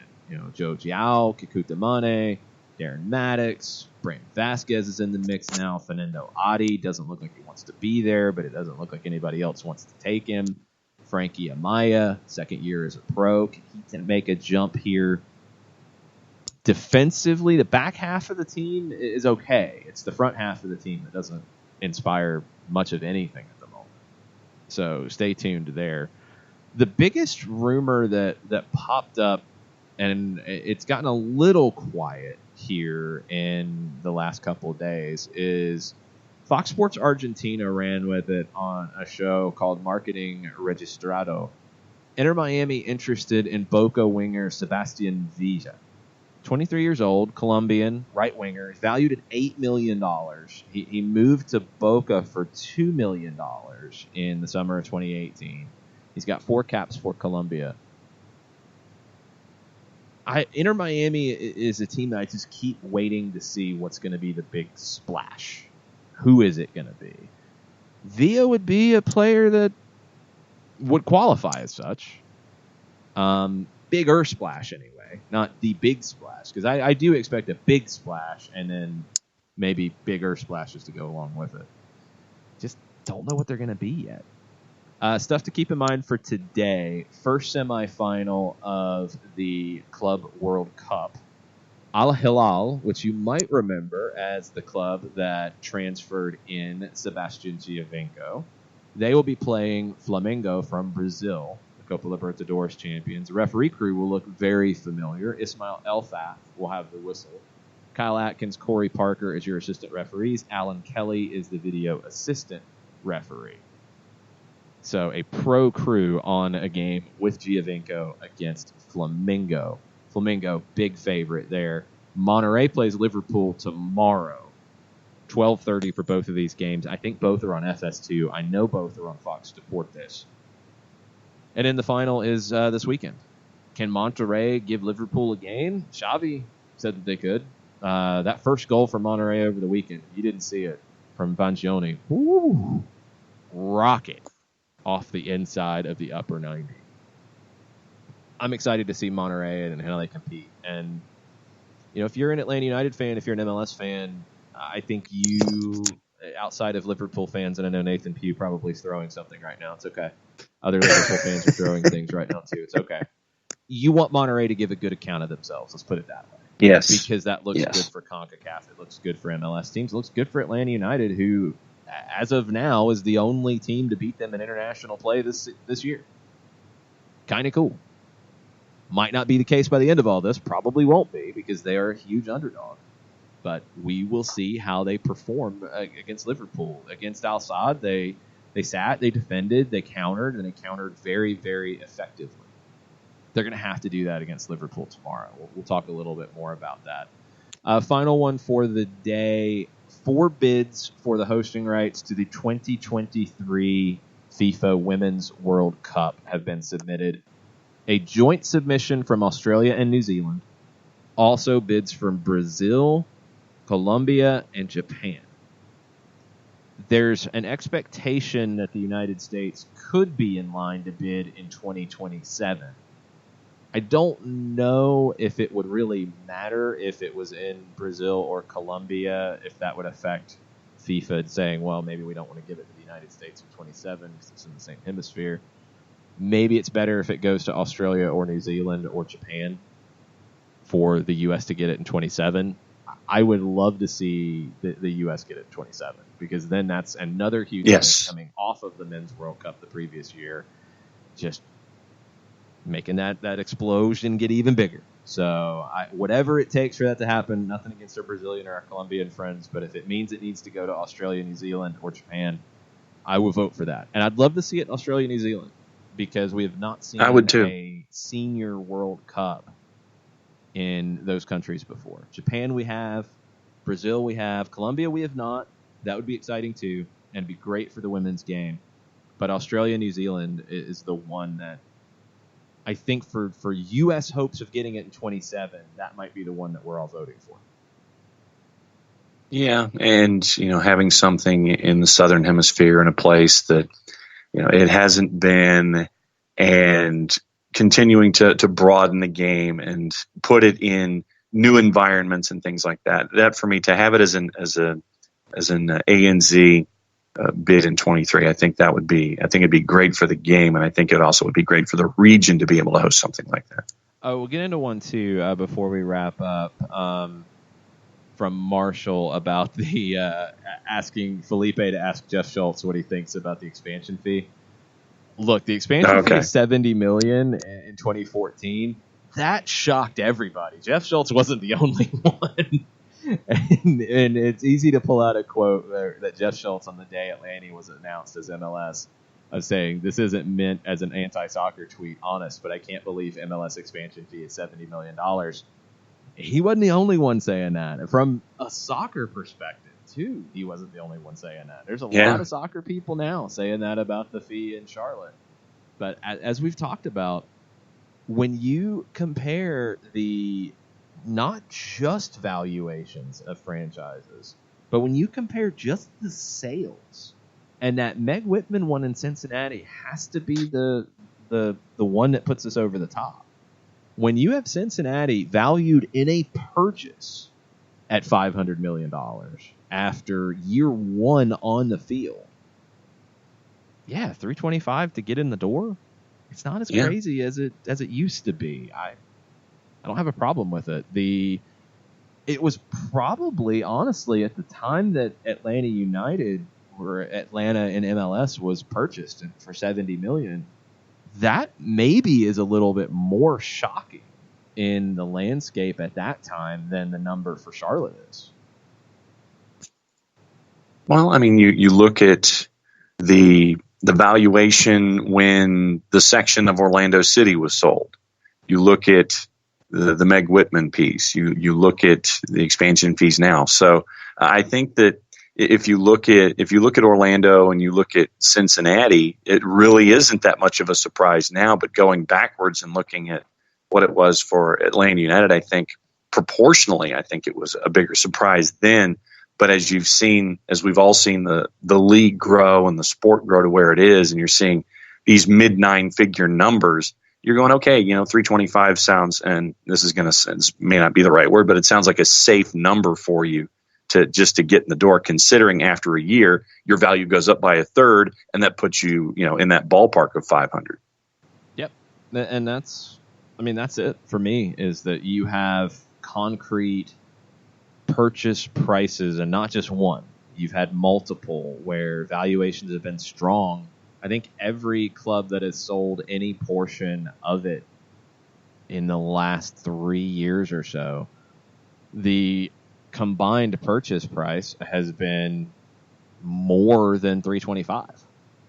So that's it.